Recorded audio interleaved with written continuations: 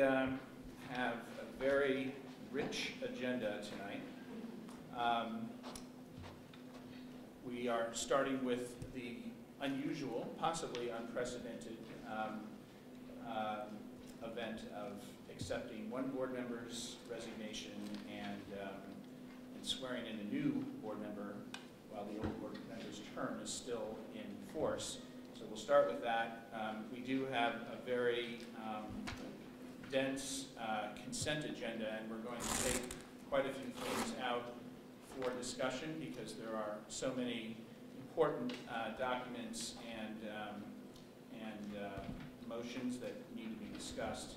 I think I counted somewhere around 12 things that we're going to take out. So those of you who are used to a consent agenda that is boring, it will not be boring tonight. And then finally, we will wrap up with another subject that is definitely not boring, though it is dense, and that is our space utilization study presented by Dr. Seversky with questions from the board members and myself and Chris and community, pardon me.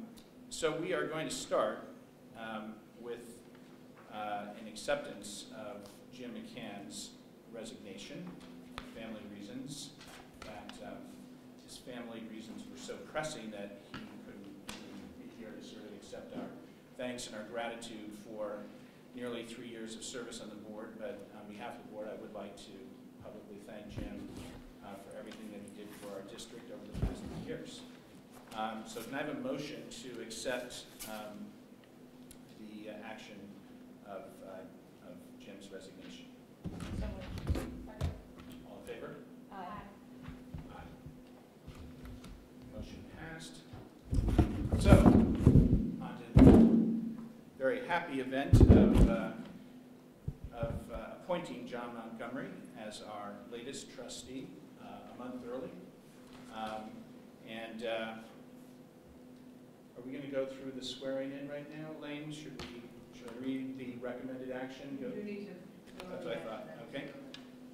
Whereas at the school district's annual election and budget vote held on May 21st, 2013, the voters elected John Montgomery to serve as trustee for the term from July 1st, 2013 through June 30th, 2016. And whereas after the annual election and budget vote, Board Trustee Jim McCann resigned from his seat effective May 28th, 2013. And whereas the Board of Education desires to appoint John Montgomery to fill the balance of Board Trustee Jim McCann's term, which expires on June 30th, 2013, prior to his occupying the seat on July 1st, 2013 for a 3-year term, for which he was elected on May 21st, 2013. Now, therefore, be it resolved, that was a little clumsy of me, but you get the idea. Now, therefore, be it resolved that the Board of Education appoints John Montgomery to fill the balance of the unexpired term of Jim McCann through June 30th, 2013, and directs the district clerk to administer to him the oath of office. And be it further resolved that the Board of Education recognizes that effective July 1st, 2013, John Montgomery will assume the seat for which he was elected on May 21st, 2013, for a 3-year term through June 30th, 2016, for which he will be administered a new oath of office. I like that, because we get 2 oaths of 2 for the price of 1. Very nice. Okay. So, District Clerk. Oh, I have to. Can we have a motion to accept this very long action? Second. All in favor? Aye. Aye. The motion passes. So now we will have the swearing in.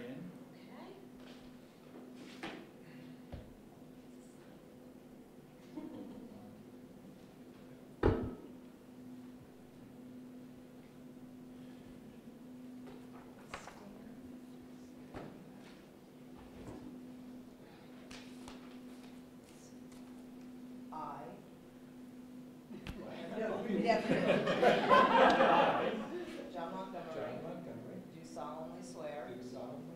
That I will support the Constitution. Of the United States. And the Constitution of the State of New York. And that I will faithfully discharge the duties of.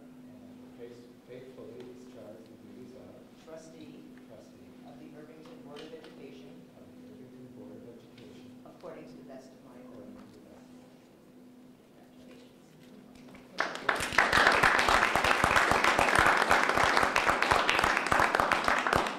Right there. While John is signing, I should have informed the community that the board did have other options besides inducting John in at this time. The other options were not as attractive as having John in our board immediately, but we could have done nothing and just existed as a four-member board until July 1st. We could have had we could have appointed somebody to be in this position for a month, and neither option seemed reasonable, and this seemed like the most logical thing. And that's why there wasn't any public discussion prior to tonight, because we wanted John to actually be able to weigh in on the space utilization study as a full board member. So. If it's earlier, you also have the option of holding another election, so we didn't have time for that, so that wasn't going to happen. So, the next item on our agenda is to accept the agenda for tonight. Can I have a motion to accept tonight's agenda? All in favor? Aye.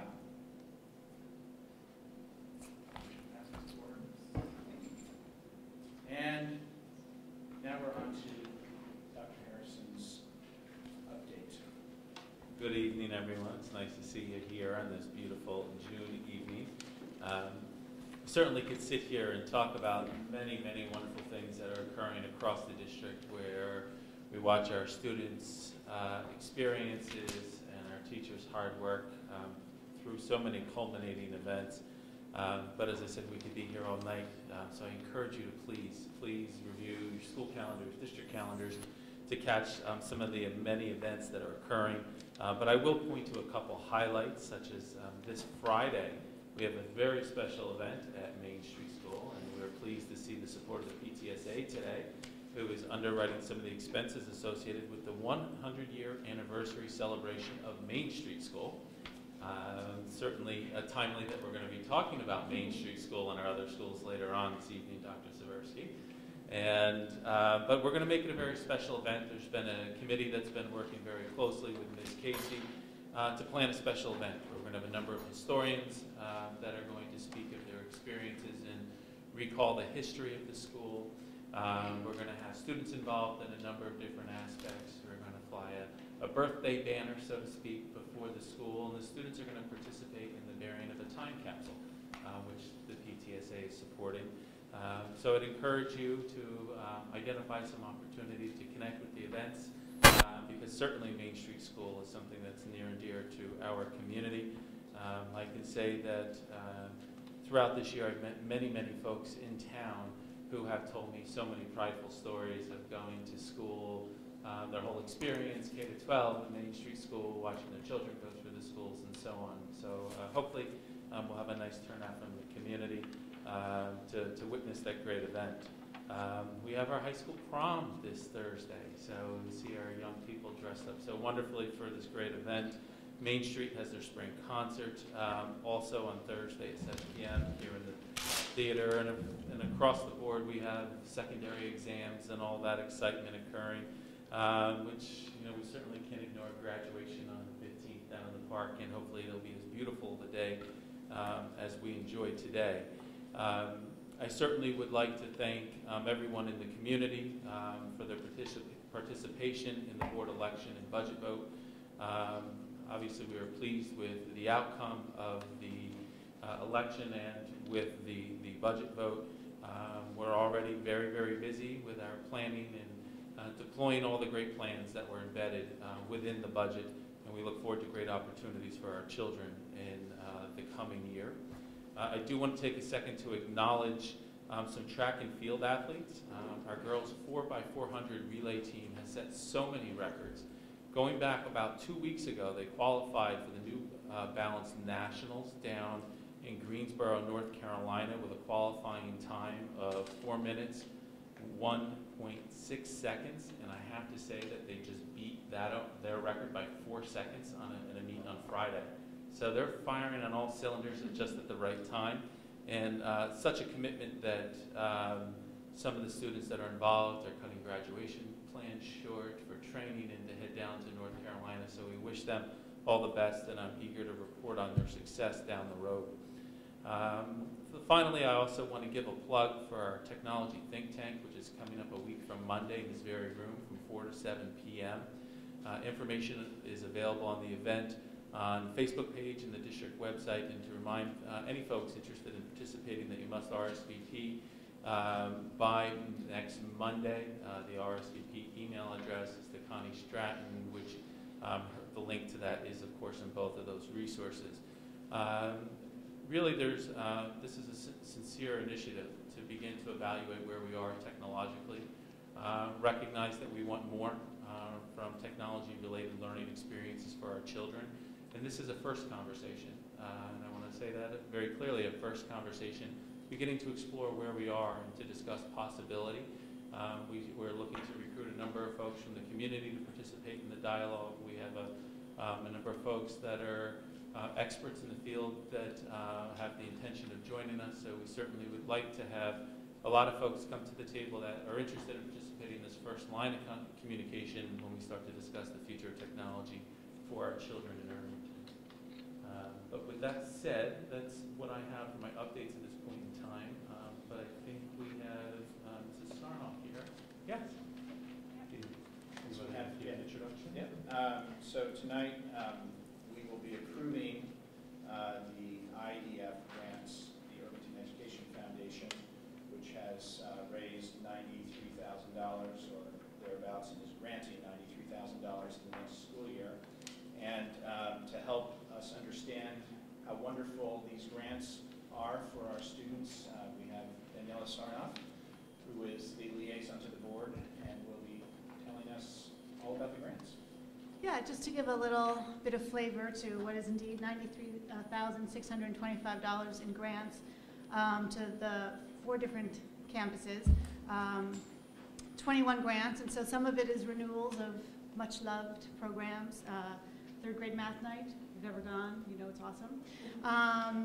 Star Lab at Dow's, in Main Street School we're renewing a number of them, just a couple of highlights. The Hudson Clearwater, I think, which has become something of a staple of their experience there. The DARE program.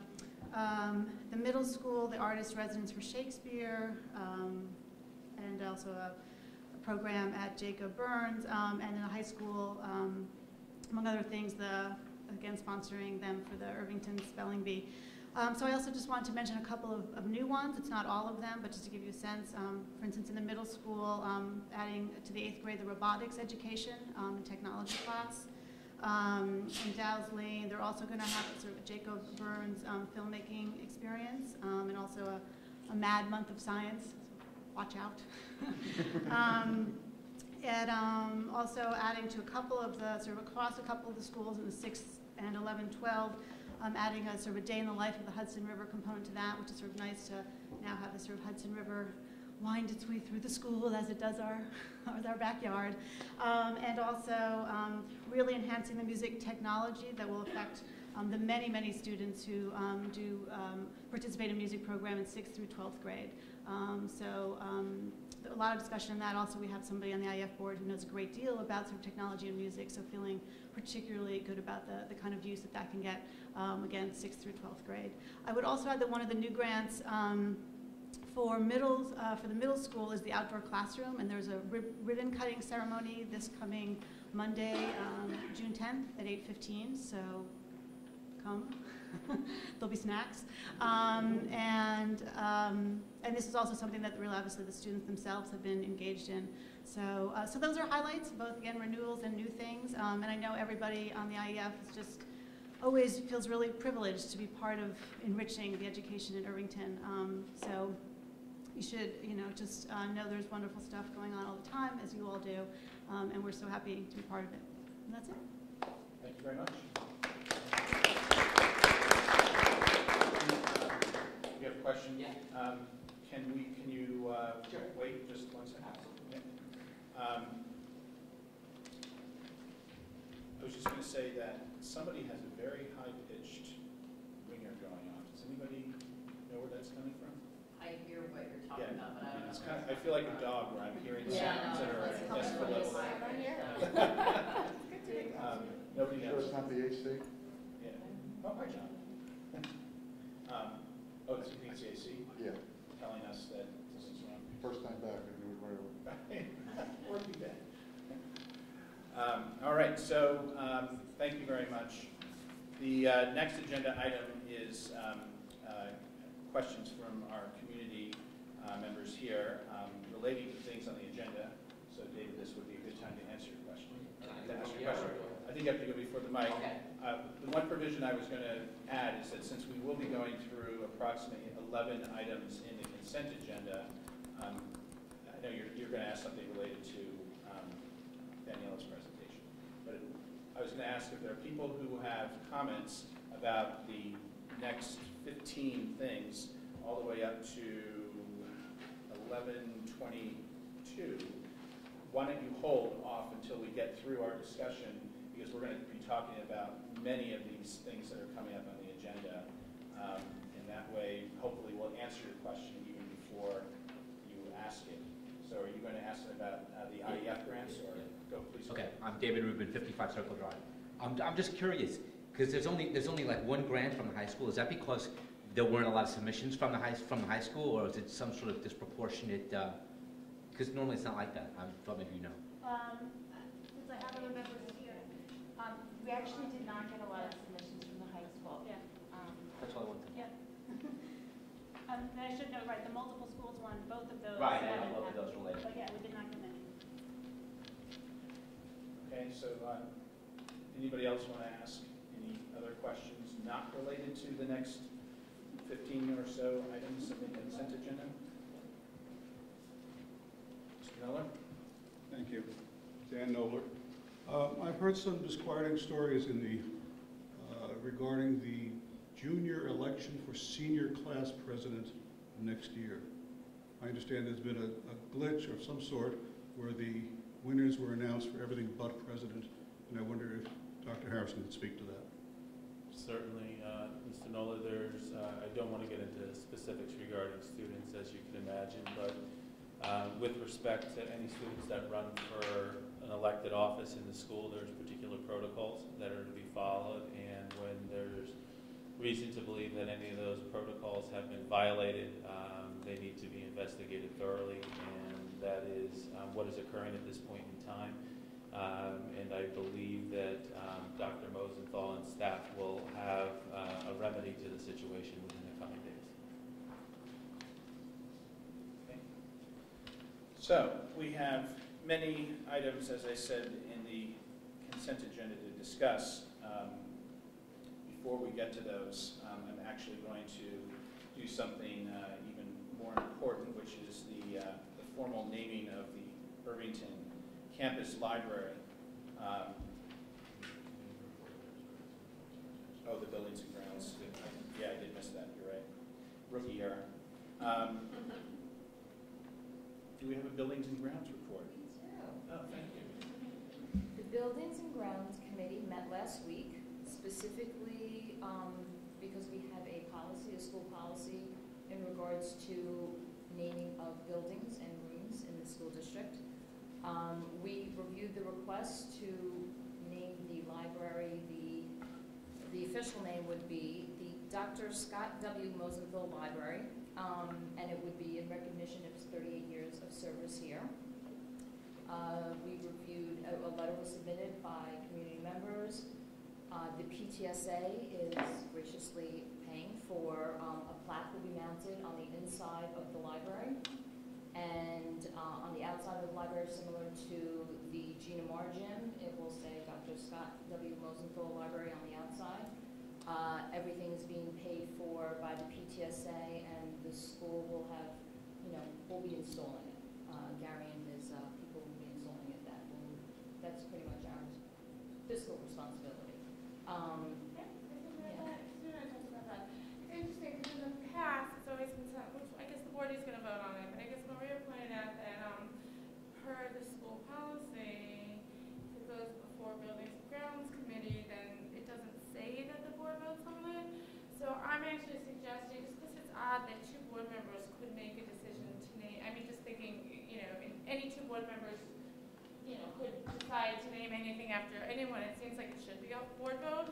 So I'm just thinking maybe we could add that to the list for the policy committee in the fall. Well, just so you know, traditionally, the Buildings and Grounds Committee, even though that's what the policy says that they approve it, but then it's recommended to the board for approval, and then the board approves it, even though it doesn't specify it in the policy. Right. That's been We should tradition. just check the policy, because I just think it should be that the board approves it as a whole, and that no two board members have the right to name something after. Well, the committee is recommending that the board approve it. Which is fine, And it's on the agenda yeah, for but I tonight. just think that the best way to look at the policy clarify that maybe it should state, they recommend and the board votes to approve it, so that it's clear the board has the final say on that, not any committee, which is unusual for something so important. Right. Point of information. Last year, for Larry Corio, the Buildings and Grounds recommended to the board, and the board approved it. So that's the same kind of Well, we've situation. always- It's already in the policy. Well, we've always done it, but if it's not in the policy, Maria, it was in the had a policy. conversation and it's not clear, it's not clear that's the way it's outlined in the policy, so I'm just saying the policy should reflect the reality of how it works, and it shouldn't be that the policy is a different way and that we're just operating on protocol. So that was it. Is that it? Yeah. If I could, to my surprise as well, when we reviewed the policy, when Tanya and I had conversations early on, and the interest in naming a particular aspect of facility after Dr. Mosenthal was discussed, first thing we did was went to the policy, and I communicated that I was surprised to not see that it required board consent, only the approval of the committee. However, as Mr. Dawson and you, Robin, identified, that the practice has been to have board approval. I agree, and moving forward, when we go through policies this summer for review and revision, I made note of it, and we can certainly formalize that past practice so it's always abided by in the future. I think it's a reasonable request that we certainly will take care of for you. All right. That's okay. And then the only other, tomorrow is our last meeting of the year, I believe, for the Buildings and Ground, and it's to review, update the 5-year plan, facilities plan, and submit to the board, present to the board at the next board meeting on June 18th, the school facility report card that we need to do per New York State. I'll say you're right now. Give myself a nod. I guess don't remember. Until July 1st. Yes, until July 1st. And then someone else hopefully will join. Can expect that. All right, so did you have a question? Yeah, it's related to this whole discussion about names. Okay, can I just, Sure. because I haven't gotten to read Scott's proclamation here. So the Buildings and Grounds Committee, thank you very much for that. I suppose that since we already opened the idea of having questions related to things on the agenda, John, now would be appropriate to approach the mic. Thank you. Well, the only reason that I wanted to say anything was, I think there's been a major oversight, not in this case, but in something from when we redid the whole campus. This used to be the auditorium, and it was named after Dr. Wormley. It was dedicated to him. And I'm just wondering if maybe you looked in your protocols when you're doing the policy work in the fall, if we shouldn't name the new auditorium after Dr. Wormley to continue that on, or figure out some way of doing something for the gentleman who the auditorium was named after originally. Thank you.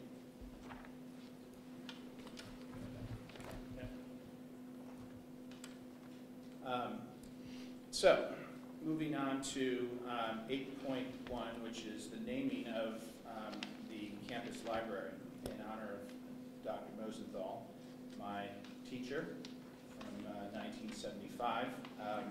It gives me great pleasure to read the proclamation or the recommended action.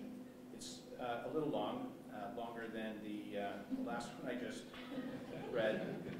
But now that I have good practice reading my whereases, I will do him justice as justice should be done here. And then we will vote to accept this motion. So it reads, whereas Dr. Scott Mosenthal began his career as a teacher of English in the Irvington schools in 1975, and whereas in the year 1998 became the principal of the Irvington High School. Whereas during his tenure of 38 years, Dr. Mosenthal's contributions to the Irvington High School have been numerous and include, but are not limited to, the following accomplishments. Established and led the IHS Peer Leadership Program, established one of Westchester's first academic eligibility policies, established one of Westchester's first senior internship programs, established one of Westchester's first open enrollment AP, presided over Irvington High School when it received the Blue Ribbon School of Excellence Award, honored with the American Dreamer Award, honored with the New York State Scholar Athlete Distinction Award, coached Irvington's JV basketball, JV football, and outdoor and indoor track teams, performed in numerous high school plays and musicals during his tenure in Irvington High School. Whereas Dr. Mosenthal has touched the lives of thousands of Irvingtonians, including students, parents, community members, colleagues, and administrators in many positive ways. And whereas Dr. Mosenthal has submitted his resignation from the school district for the purpose of retirement effective June 30th, 2013. And whereas the Board of Education believes that Dr. Mosenthal's contributions and his legend should be memorialized, now therefore be it resolved that the Board of Education hereby recognizes the contributions of Dr. Mosenthal and honors Dr. Mosenthal by naming the Irvington Campus Library the Dr. Scott W. Mosenthal Library. Can I have a motion to accept this action? All in favor? Aye. And I just, Sure, we should clap. I know, but I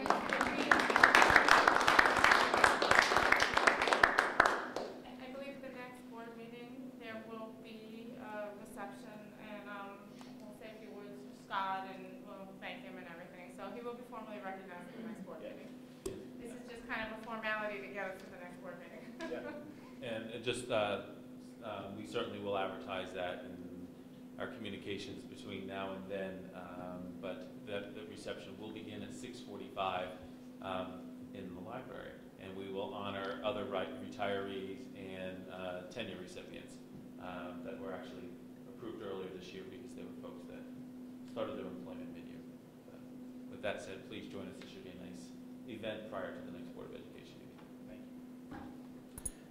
All right, so we move on to have a discussion about some of the items that are listed under personnel matters and business office matters, beginning with 10.4, the step increments for custodial clerical staff. That was the first item that we wanted to discuss. Does anybody want to discuss 10.3, 10.2, or 10.1?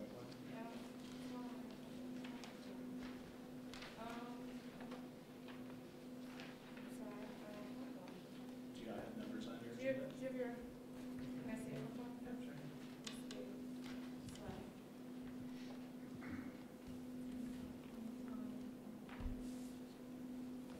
Okay, so we're going to start with 10.4, and I was hoping that Bev and/or Chris could explain this particular resolution. Okay, I have one ask the question to make.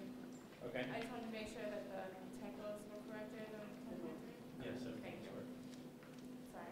So with respect to 10.4, which is asking the board to approve step increments for custodians and clerical staff, this is a course of business as it pertains to contracts that the board is required to approve this movement on the guide by June 15th. So therefore, we are making the recommendation. Folks, all of their appropriate service credits have been verified and the movement is appropriate. And this is similar to the steps that teachers have. Yeah. And it's typical in public service employees. Correct. Right. Okay. Just to be clear, there is no discretion here in the contract, right? This is required contractual. Correct. Assuming, bad performance or whatever. Well, the contract states, and I have a copy right here, advancement of incremental steps will be subject to review by the superintendent of buildings and grounds and the business administrator with input from the head custodian and building principal and submitted to the superintendent for approval by the Board of Education. If the board fails to approve a step advancement by June 15th, or if the employee is dissatisfied with the recommendation or the board decision, the employee may submit to the board by the following June 15th a written request for a review of such recommendations or go to an arbitration panel. It's interesting because actually Tom Dawson is here tonight, is the one who pointed out to the board that the teachers in the same situation, they have interim steps and it is subject to board approval. It's not necessarily automatic. And so we kind of, thanks to John, became aware that this has to be something that we proactively approve versus it just kind of rolled over. But there's no real information here that was reviewed, other than names and numbers. Well, it's I thought it required an explanation because typically steps are something that we talk about in association with teachers. I thought because of the clerical services, we should bring it up. But no, it doesn't require any. It's basically conform. Yep.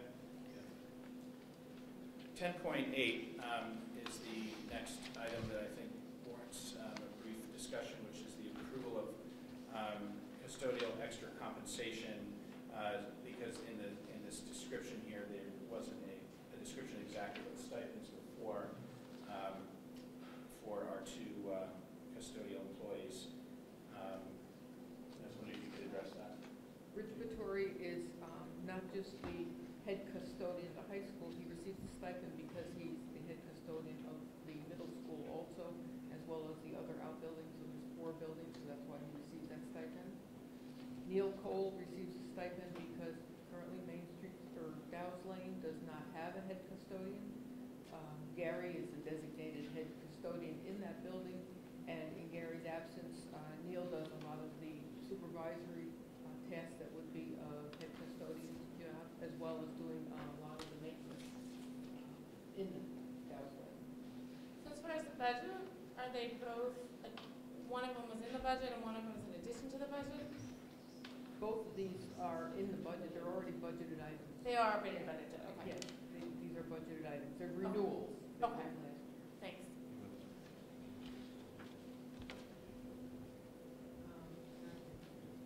Can I ask a question? Will Neil Cole or whoever, will anyone ever be given the official title of head custodian at Dow's Lane? Head custodian is a civil service position, so if Neil Cole wanted that title, then he would have to take the test, and then Gotcha. The board would have to designate, because right now I don't believe we have the title of head custodian at Dow's Lane. But there used to be one, But there is when Rich got moved up. Okay, got it. Okay. 10.9, which is the approval of extra compensation for our CIO tech coordinator. It seems fairly transparent the way it's written here, but I just thought to say a few words to illuminate that as well about why he's getting extra compensation. Certainly, Mr. Levinsky serves the district as our CIO, Chief Information Officer, and our Technology Coordinator. He is an Irvington Faculty Association member and therefore works on a 10-month calendar. And in doing so, the responsibilities associated with the CIO work, which incorporates a tremendous amount of data preparation and reporting to SED, goes on through the summer months. And certainly there's a significant amount of work that's completed with our technology infrastructure and so on that requires his attention all year long. As was addressed with the prior resolution, this is, of course, is something that is included in the budget annually. Thank you. And then another item of extra compensation for a number of our teaching professionals, I think, the math curriculum development. This is 10.10.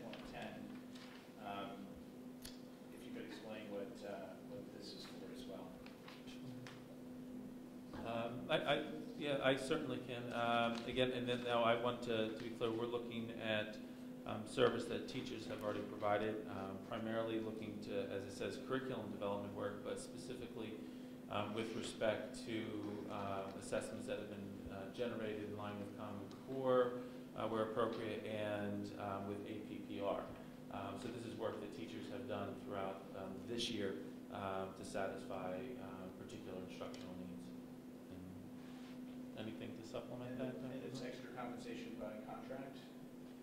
Per contract. Per contract. The hourly wages.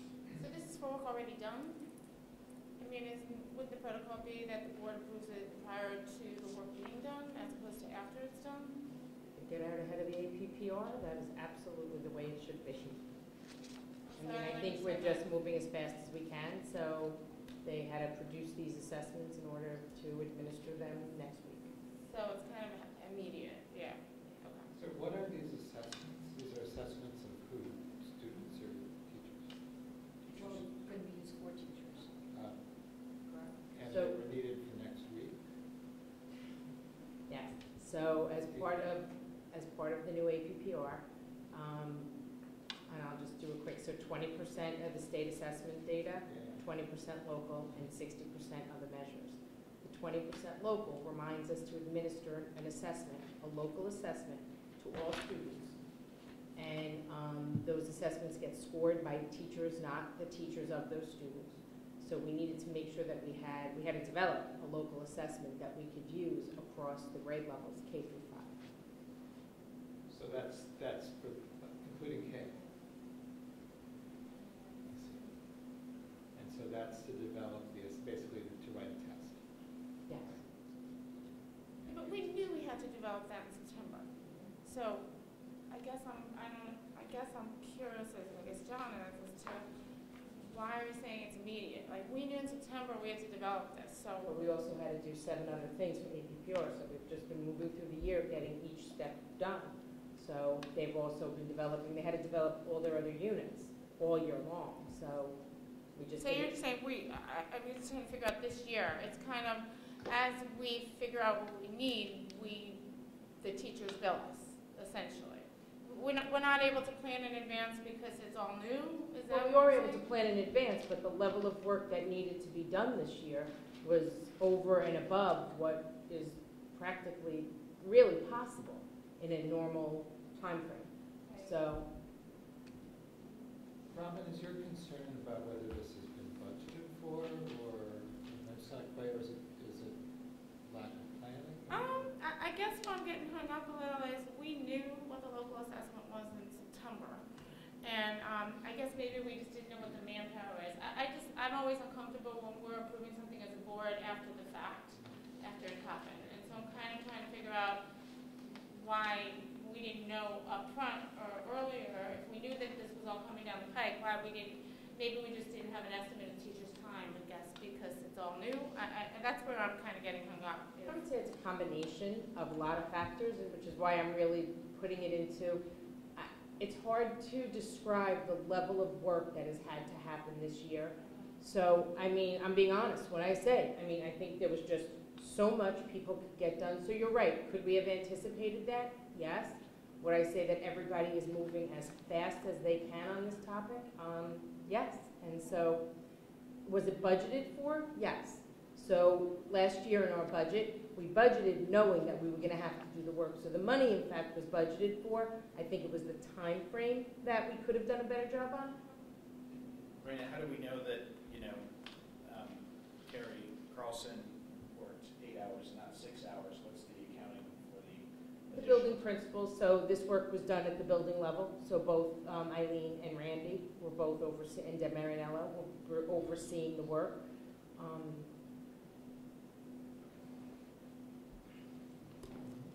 All right, that is an explanation of 10.10. 10.11, revision of appointments. Hopefully this is very clear to those of you who are here for our budgeting meetings over the last 3 months, because we did talk about adding additional time over the summer months to some of our clerical staff. And so this particular appointment, this particular resolution, essentially does exactly what we budgeted for. Anything more to add there? No, you hit the nail on the head. Okay. So that's 3 people, 2 of whom are at one is at the Dow's Lane School, one's at high school, and one's at going from 10 months to 12 months, effective July 1st. So that's 10.11.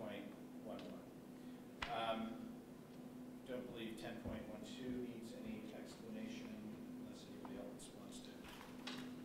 Always appointed spring coaches. 11.1 does not need explanation. 11.2 does not. 11.3.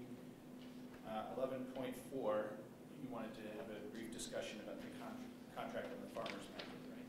Well, I mean, it wasn't included initially, and you sent it to me today, but I didn't have a chance to look at it, so I like reading contracts, so I feel uncomfortable voting on it, and I'm kind of gonna ask if we could maybe put up the vote for the contract till the next board meeting, so we have a chance to review the contract.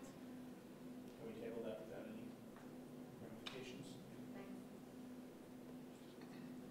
11.5, the health contracts, because that's something new this year.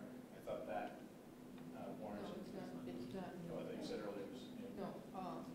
No, the board always approves the dollar amounts, it's just not having a formalized contract that the other districts sign. I see.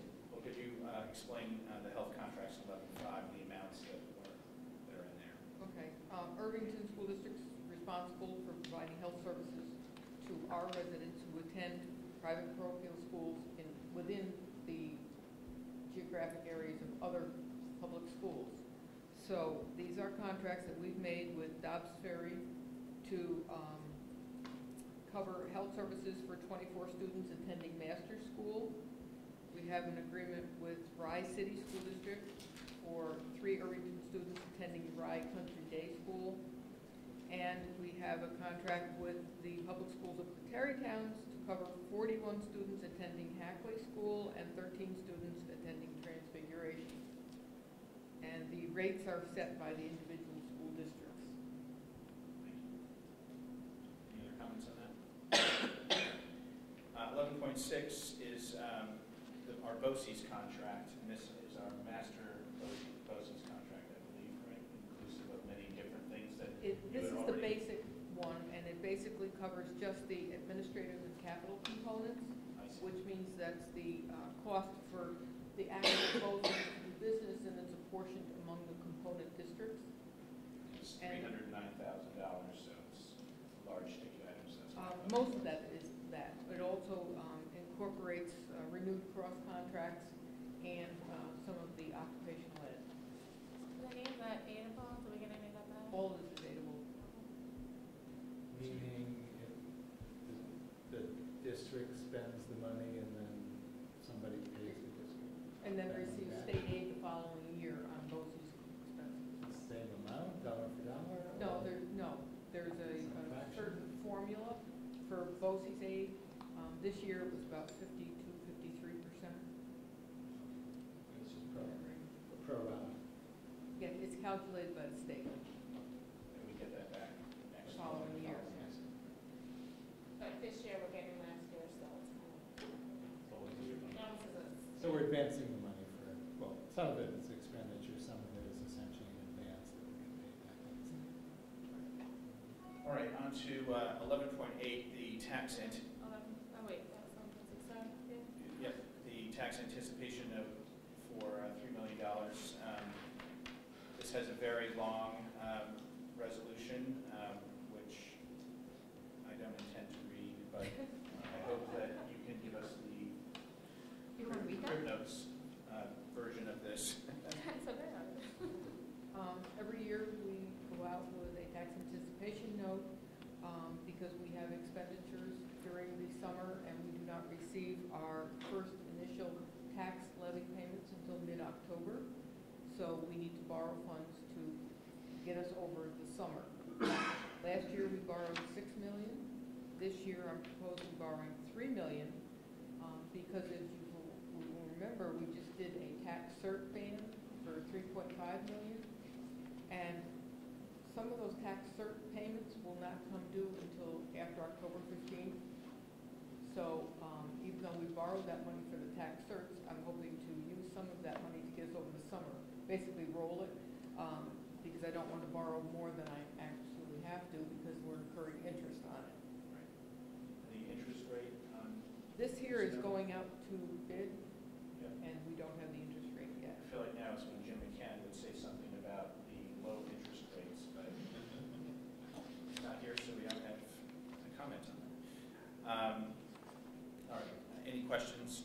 John, do you want to channel your inner Jim McCann for this?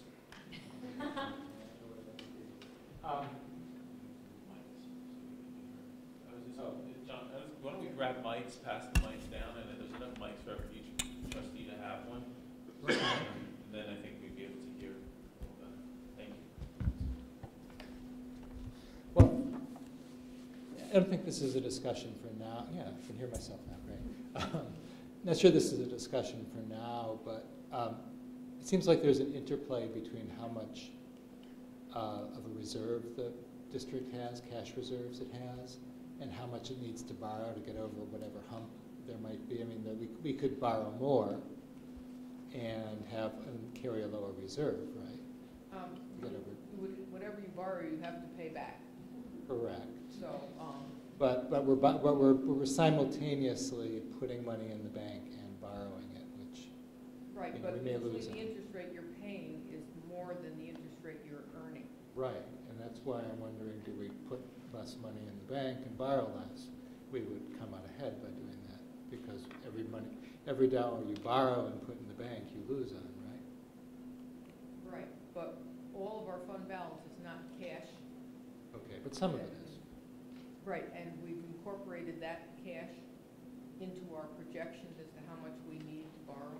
Okay, so our cash balance is always positive, but it gets down close to zero? Well, not close to zero. There will be some at the end of the year. For example, if I'm planning on borrowing and thinking that I need $6 million of funding, and this is just an example, if I need $6 million to get the district through till October 15th for expenditures, that may also include $1 million at the end of June. So really, then my expenses are $7 million, so I would need to borrow $6. So I've incorporated whatever we estimate. We do a cash flow. Right, okay. And we also do a 12-month cash flow, and that also has to be submitted to bond council before they authorize us, because we have to prove that we need this amount of money before they will allow us to go out and borrow it on the market. And does the district have any way, if it were to run short of borrowing, you know, on an unplanned basis rather than through this tax anticipation note? Suppose we got to September and found we were short $1 million. We would have to go back to the board and do another tax anticipation note. Okay. But it could be done then? Yes. Yeah, it's just every time you go out, you're incurring more bond counsel and legal fees. I see. Which are fixed charges rather than It makes sense to raise what you need. In one. Right, as opposed to going out smaller tranches. Right. Also, too, is the larger the amount, the better interest rate you receive. Of course. Okay, John? Okay, good. Very informative. 11.9, we have contracts with special education consortium, and I believe Ms. Kerner had some questions about the contract here. I'm always curious as to, within the consortium, Scott, how many people do we place out in the consortium, and how many do we get in the consortium? This year we have 3 out and we get 11 in. 3 out and 11 in. I mean, at some point, I'm just wondering, kind of numbers like that, since we get 50% on the people coming in, does it make sense to perhaps for next year revisit the consortium? Because at some point, if our in is so much greater than the people we place out, we're losing money on that, right? Because we're only getting paid 50% of what we would get if someone paid us the full rate. And we're only taking advantage of it for 3 kids, but so we're netting, you know, we're netting 11 kids, you know, 8 kids more that we have that we're not getting a benefit for. Well, except that the expenses for the programs that we're accepting those students into are already set by our Irvington students. Speak up a little, I'm Our sorry. Irvington students already fill those programs that we're accepting at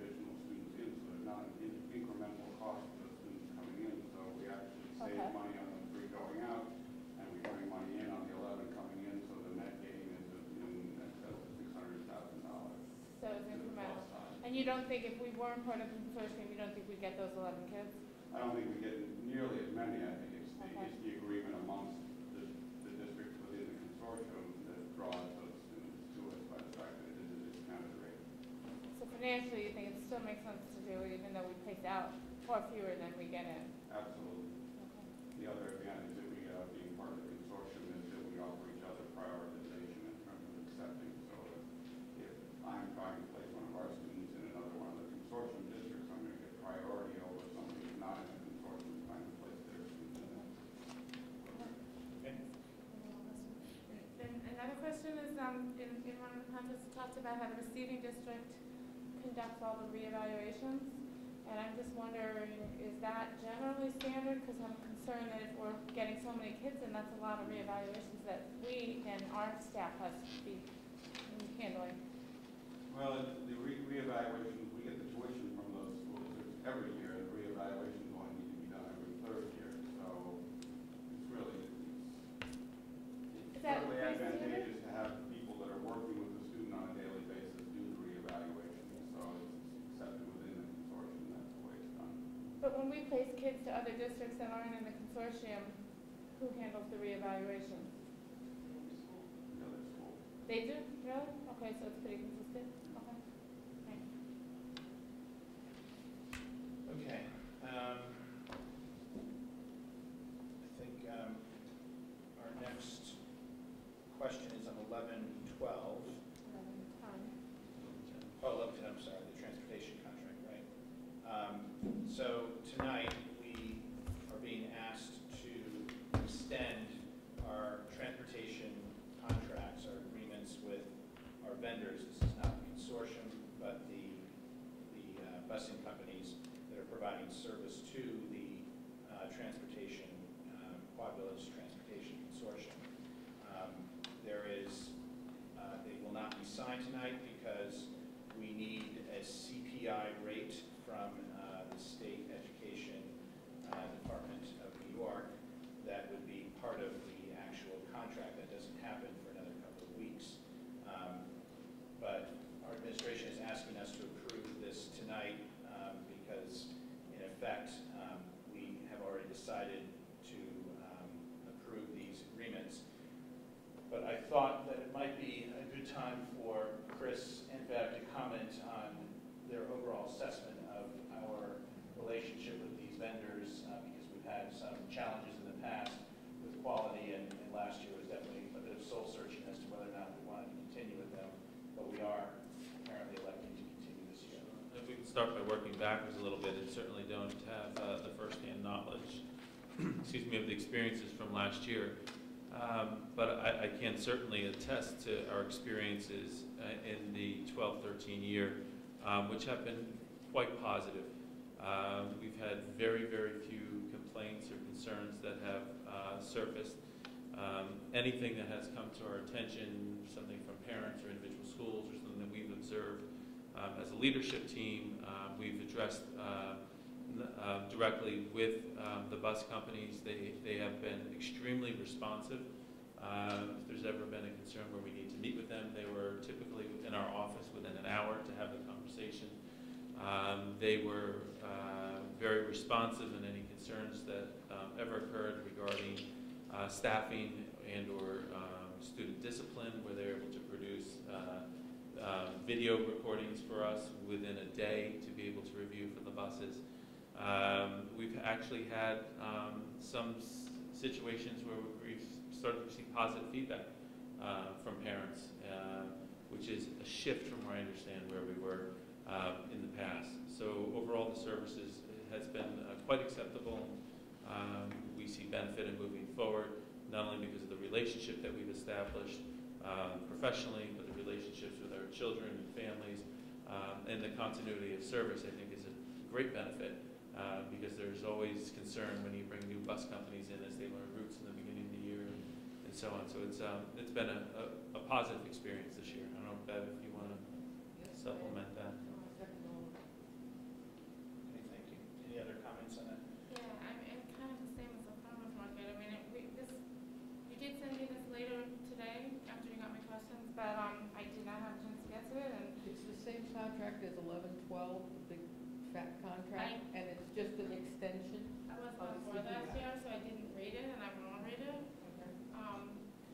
And again, since the SED rate isn't in there, I don't, this is actually, it seems like we could push it off a week, another board meeting too, so I'm uncomfortable, it's me, and liking to read contracts, so I really would like to read this contract prior to approving it, that's me, so. I for one, am happy that you're reading the contracts.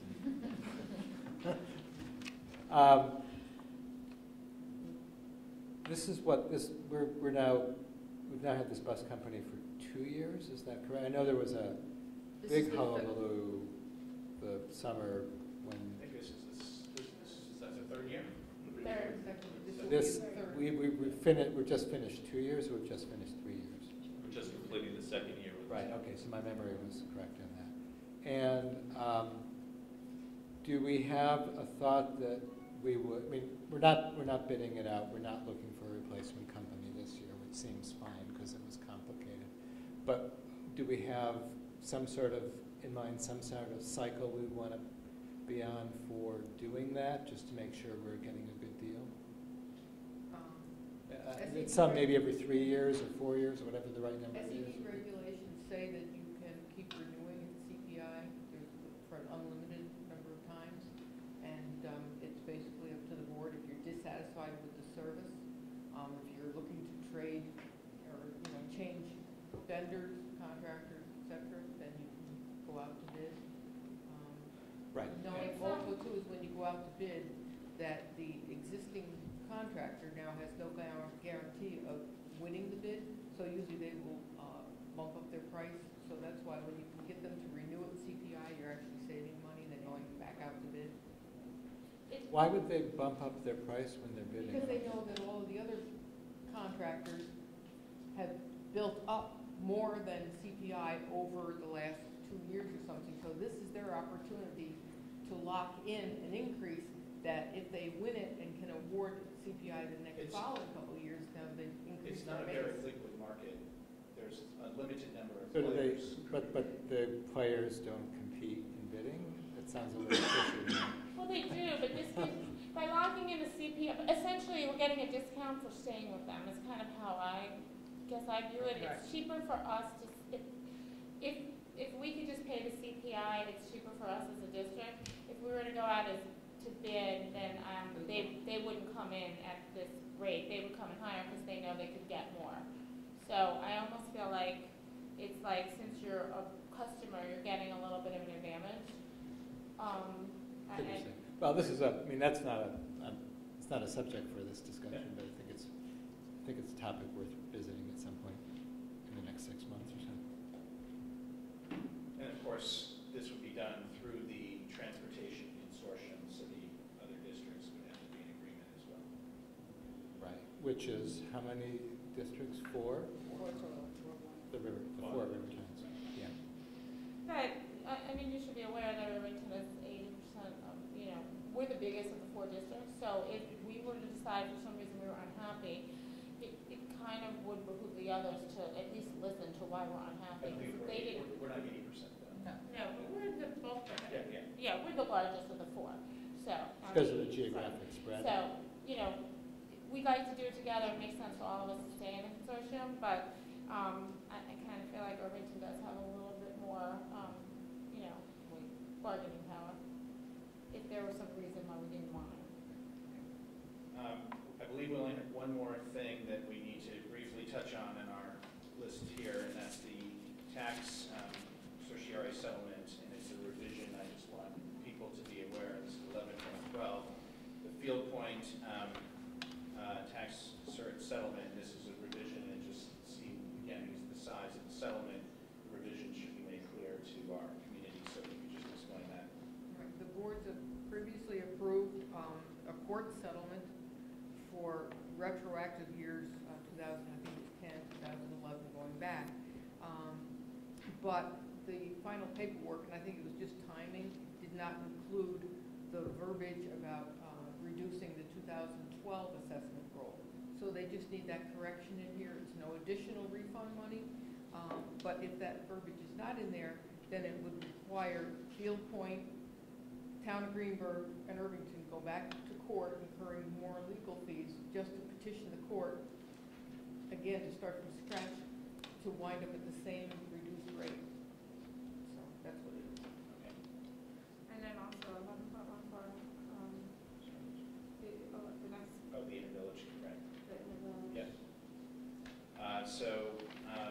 This is the agreement between Irvington and WCC to operate the intervillage continuing education program. And Ms. Kerner had a question about this. same issue, which is, you know, I would like to read the contract, and you might have sent it to me. Okay, I sent that out early this morning, and I did not have a chance to get to read all these contracts from this morning to tonight. So I feel the same way, especially on this one. Since 2 years ago when we did the contract, there was an issue that the other lawyers kind of gave it to our lawyers last minute, and we kind of went ahead with it, kind of knowing that the following year we'd be able to review it. I wasn't on the board last year, so I haven't reviewed it, and I would like to review it before I vote on it. So I feel the same way about this one in terms of the contract approval. So. Is there any problem if we delay that to the 18th? Okay. All right. That concludes, Can I ask one question? almost concludes. Sorry. Going back to 10.9. This position is a 10-month position, and we're paying him a stipend for summer work because he's a teacher on special assignment. Does it make sense to move him over into your Smiling, because you know where I'm going? I'll answer that if you want. We've talked about this in the past, correct me if I'm wrong, but what I was told before, in order to move into a full-time year-round, you have to move into the administrative unit. And that's, And then we're adding to administrative staff, and is that really, as a board, that we want to add our administrative headcount up to, and we've kind of come out no on that before, because everyone is always looking at our district saying, you know, for the impression that some people have is that we're very heavy on administrative staff, and so is this where we want to add another administrator? And so in the past, the board's always come back no. but compensation, would it be better? I think it's around the same, would be mine. Just hold your thought, John. There'll be a time for questions. Judge Menton? Well, is it, I guess it's is this a matter of appearances, or is it a matter of money? That's what I'm trying to figure My out. feeling is that, my impression's always been it would be a wash, but I could turn that to you guys. If we made them an administrator, I mean, also the administrative contract is more lucrative than the teacher contract, so the long term is more expensive. I think we would have to, it's probably close. I think we'd obviously have to look at the exact numbers of what that is and how it calculates. I think there's the two pieces. One is that he would then obviously move into an administrative unit. Right now, Jesse Lubinsky does sit in the teacher unit. He has tenure as a teacher. So it would also mean that we would be abolishing that position and creating a new position. So I think there are a couple of different pieces to it. It's not just the salary, it's also where he It sits. seems like that should be considered possibly in the technology discussion that you'll be shortly engaging in. And even though this is a CIO position, since it is a teaching position, it probably should be. And I think it's going to grow out of what the vision is and the direction we want to head with technology and the type of leadership that we need. If we are going to go in a direction where there's a substantial amount of technology integration beyond what our children enjoy today, if there's going to be new technologies implemented, we're going to have a requirement for increased professional development. I think we're not going to naturally go down that path. But at the same time, we have to consider how much of Mr. Lubinsky's job is the CIO piece of it, which we would not be able to abandon. So in many ways, I think there would be conversation about expanding roles, which would be of concern within our budgetary limits. But I think it's a conversation that is going to be very closely tied to the dialogue that we have. beginning the week of Monday. Yeah. Since it does take a substantial amount of time for us to get our ducks in a row for our budget discussion next year, it probably makes sense to start thinking about that. And although the board may not ultimately recommend that we move forward, it would be nice to hear the administration's, and be valuable to hear the administration's point of view on this, so we can consider it relative to other opportunities. I think it all dovetails with what we were talking about in terms of long-term planning and the This all works together, and we recognize that with our long-range planning, piece of it tonight was space study, looking at formal strategic planning that we're committed to going through next year. This plants seeds for that type of work, and I think that all of what we're going to begin to engage in is going to inform those next steps. And realistically, our objectives are here to have a lot of direction, space study, long-range plan, technology, by the time we're ending the 2013 calendar year, to be able to begin to inform our budget development. All right. So I think at this point we're ready to finally approve all of these items. Before we do so, I think it's appropriate to actually ask for questions from the community. We did discuss all of this thoroughly.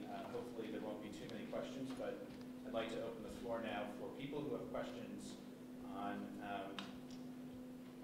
agenda items that we just discussed. May I just raise a clarifying question? When you say questions, are you ruling out comments, or are you? Questions and comments. Okay. Rookie error. Me too. I just don't know anything. Nothing? Okay, so we can vote on the consent agenda, and that includes everything from 8.2 through 11.22, omitting. I would like to pull out 11.12. Yep, omitting 11.12, which we will vote on separately, and omitting the additional items that Ms. Kerner highlighted, 11.4, 11.14, 11.14, and 11.10. Elaine, is that clear? Let's see, I can do back to 11.4, 11.10, 11.14, and we're going to vote on 11.2 separately. So, yeah, all right. So can I have a motion to accept the consent agenda?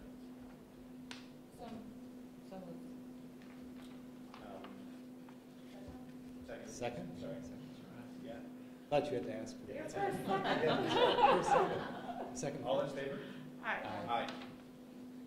Okay, now we are going to vote on the 11.12, the tax cert settlement, because Ms. Cashin has to recuse herself.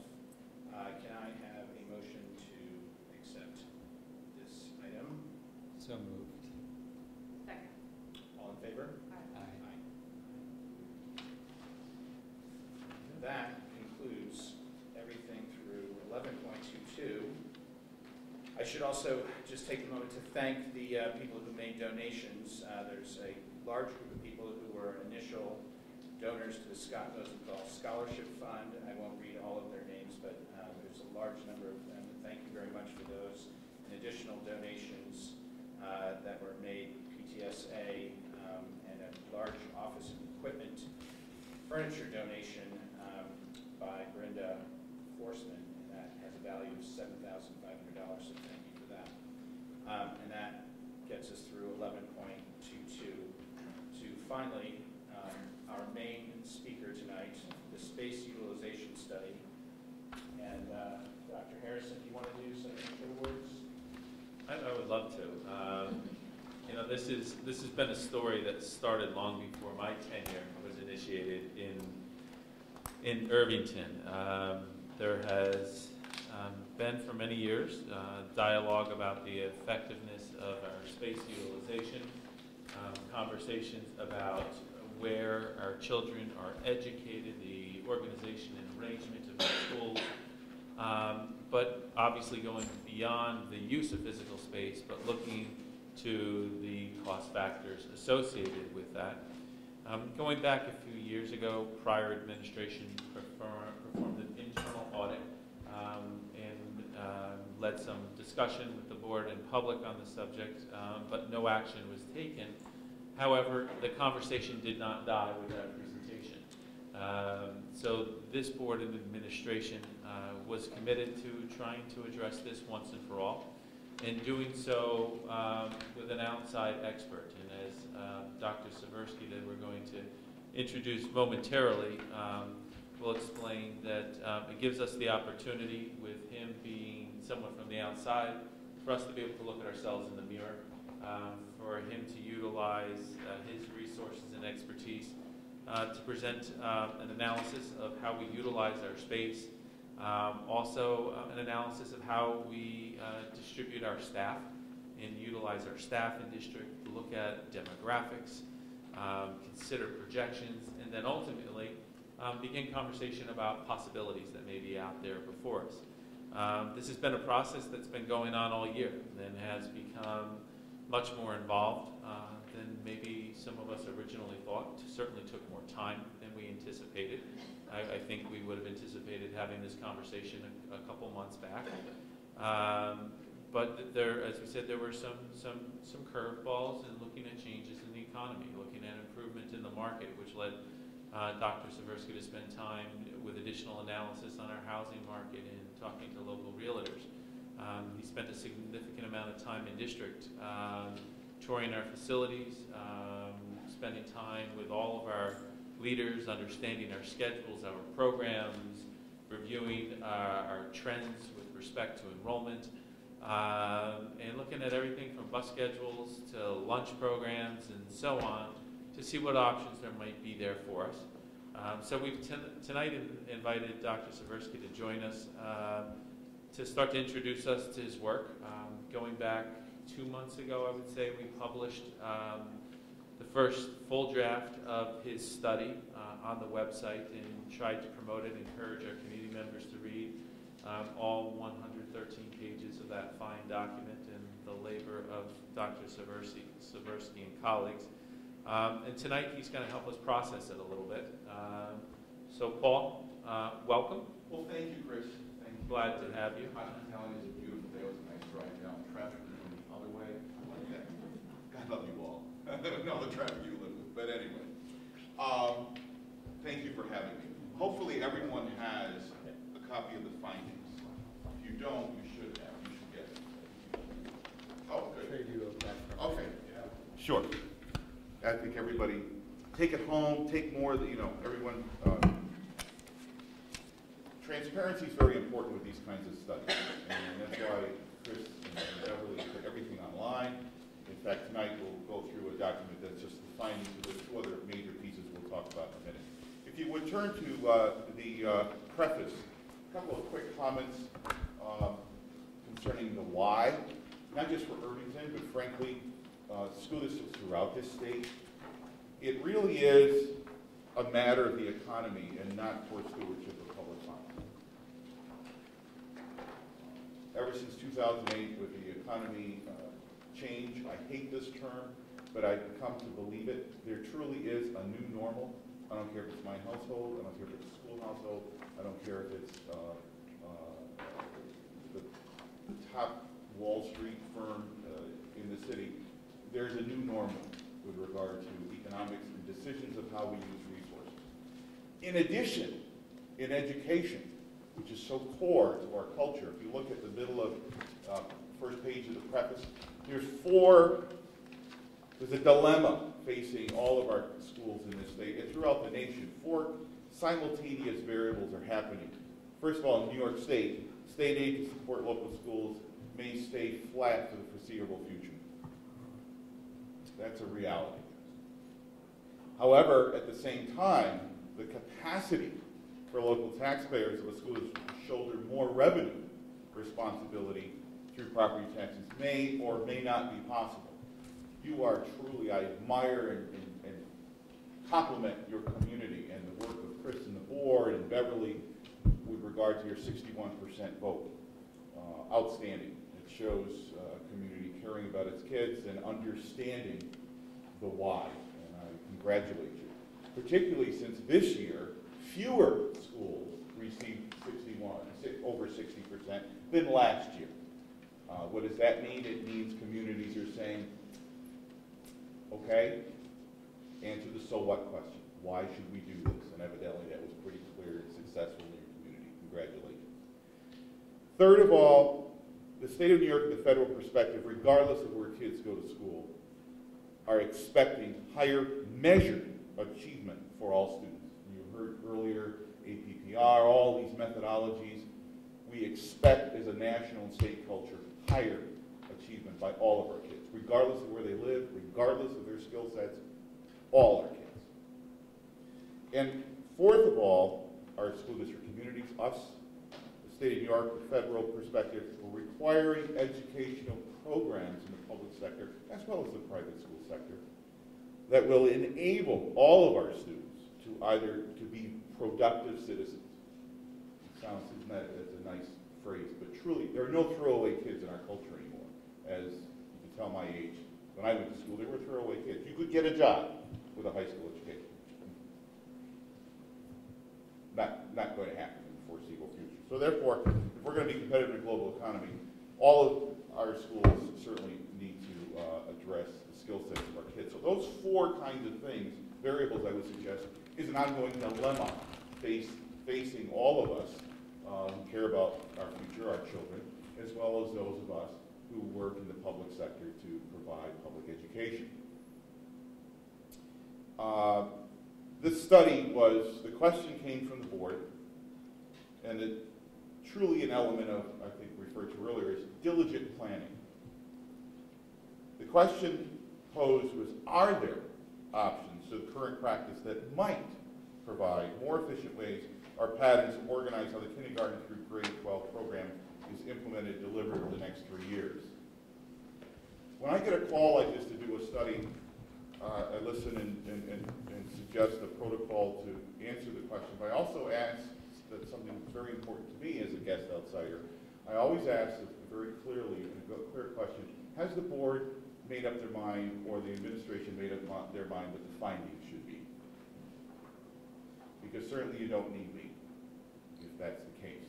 There are a lot of other folks that can be hired that you tell them what findings you want and they'll write you something real pretty.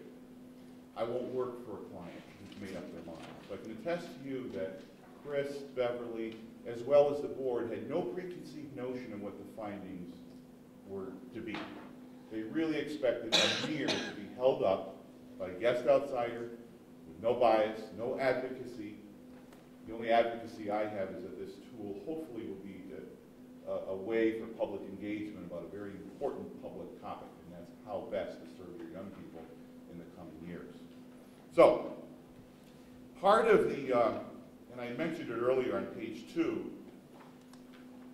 that previously the real tough nut that I find throughout the state, from Southampton to Buffalo, with Kenmore, Tonawanda with 8,000 students, Southampton with 1,500, little school districts with only 400 kids, and the Catskills, is that the current financial projections as well as economic projections underscore that previously very successful ways and decisions about serving pupils may not be viable solutions in this new normal. How we look at our assets, how we serve young people, how do we use the talented skills of our staffs as well as facilities to get the very, very best that any community can give its young people through public education. So, in doing this, the study holds up a mirror to various sets of data, all kinds of data. Chris mentioned that some of it's written, some of it's on site, listening, learning, understanding values, and it reports a list of options for discussion and review by the community and the board, as I mentioned, without bias or advocacy, as to what decision, if any, that the board and community should or should not implement. So I hope this study will be a valuable tool as you continue dealing with how best to serve your young people in the near and far future, and I really do appreciate inviting me to prepare the study. So what I'd like to do is touch on some highlights, and then we'll have some clarifying questions. Again, the goal tonight is, first of all, present some of the major findings, and then we'll have some time for clarifying questions. But please understand, it would be inappropriate for me to answer any questions or address statements about what your district ought to do. I'm just a guest outsider. It's your community, it's your kids, it's your money. Saying that, though, there's a lot of data, but I also caution you and encourage you to remember that values count too. So yes, there's some pretty black and white data that the mirror reflects, but values count too. And we'll talk about that a little later. So that value judgment between how the various scenario options might best serve young people, balance that with how reducing operating costs, not so much necessarily to save money, but to use that money more for kids that already exist, and maybe possibly save money. But more importantly, how can those resources be used even more to benefit the young people of your community? So, if you look quickly at the table of contents, you'll see that this document, the findings, talks about the findings of the capacity analysis, which is a study in itself. I'm on the first page of the table of contents. Then the enrollment projection findings, and then a series of scenarios that the data suggests might be viable answers to the question posed by the board for the study. In addition, online, and Chris has mentioned that, it's really two other studies. There's a full pupil capacity analysis study with all the detail.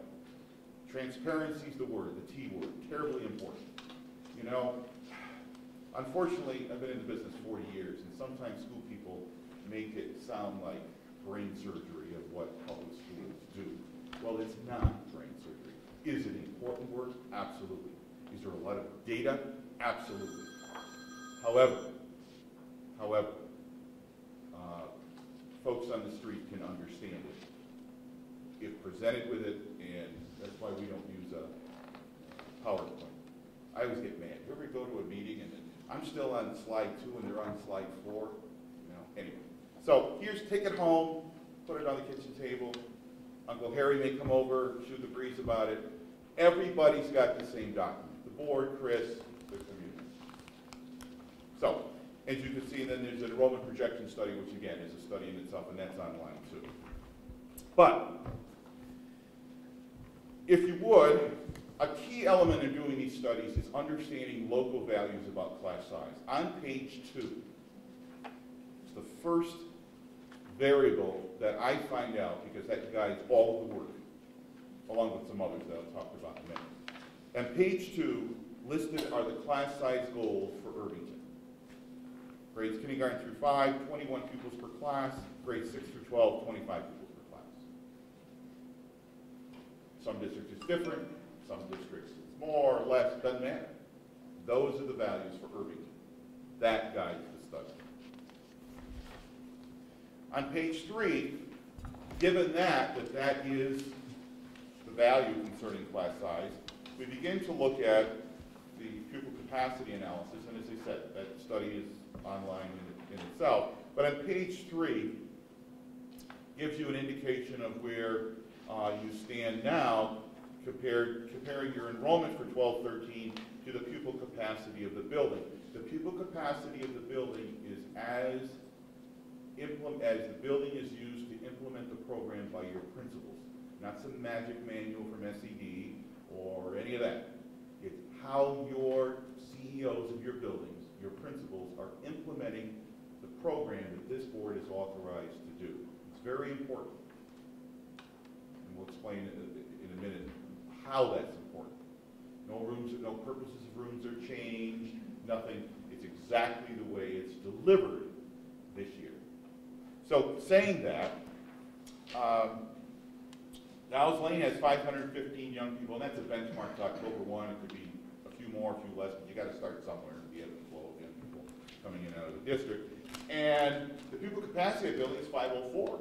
Literally, you, given your, remember, your local guidelines about class size, given the spaces that are utilized to supply the program, you're over by about 11 pupils. At Main Street, you're under by about 31.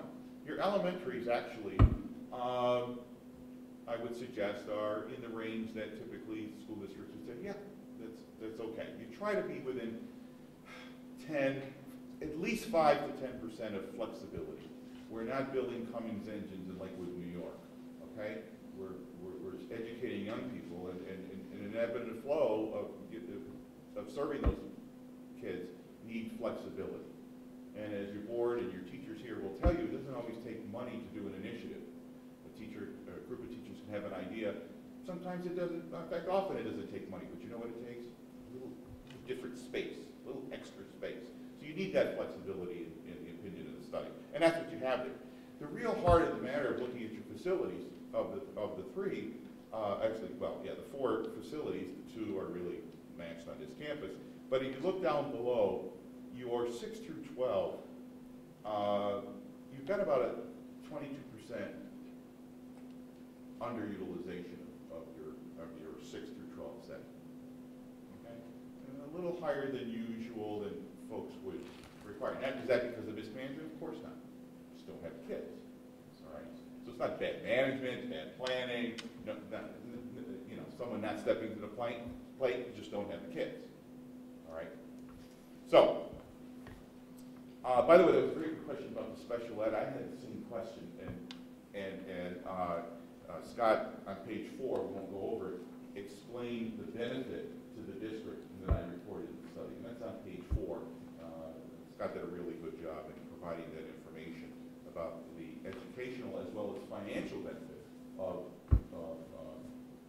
collaborating with consortium about special ed. So, yes. Just a question about Sure. the capacity at 6 through 12. Yeah. Does that sort of take into account that a number of classes are small by design because they're AP classes, so whereas the classroom might seat 20 pupils, from a capacity standpoint, the AP class might only have 10. Is that part of this analysis? No, that room would be able to be for 21. It becomes a different issue. It becomes, okay, it becomes 25. It becomes a program issue. Don't misunderstand. Certainly there's variances that have to, being an old secondary principal myself, of course there are. But it also points to another issue. How do we encourage either more enrollments or do we limit? No. That would impact this number. It could. But you're not taking into account the fact that a high school with a diverse curriculum probably is never going to have exactly 25 students in a class. No, yeah, it does. It takes that into account. But in your, yeah, it does. In the sense that in your district, for example, well, in your district, for example, your rooms are in essence assigned to a teacher. So therefore, they have their prep time and free time available in the rooms. You don't use the rooms entirely all day. So that would be an element that would cause you to underutilize your building. A good example, just down the road, go visit Rise City, for example. They have probably, but have more. They have more kids than you do. But they have this wide range of AP courses as you do, but how they utilize the facility. This is just an example, not that they're a paradigm, but just to give you an example. Their rooms are used in essence every period, and instead of the fact that we have spaces to go and work as teams in a workroom or et cetera versus using the classroom. So there are other ways of looking at your tools called your school buildings to serve kids. And still, if you've got marine biology 4 AP with 4 kids in it, great. But how do you use your facilities to be able to offer that whole range? And right now, the current technique is a little limited because you don't use the rooms every period. So, if you go to, let's talk, that gives you an idea about capacity.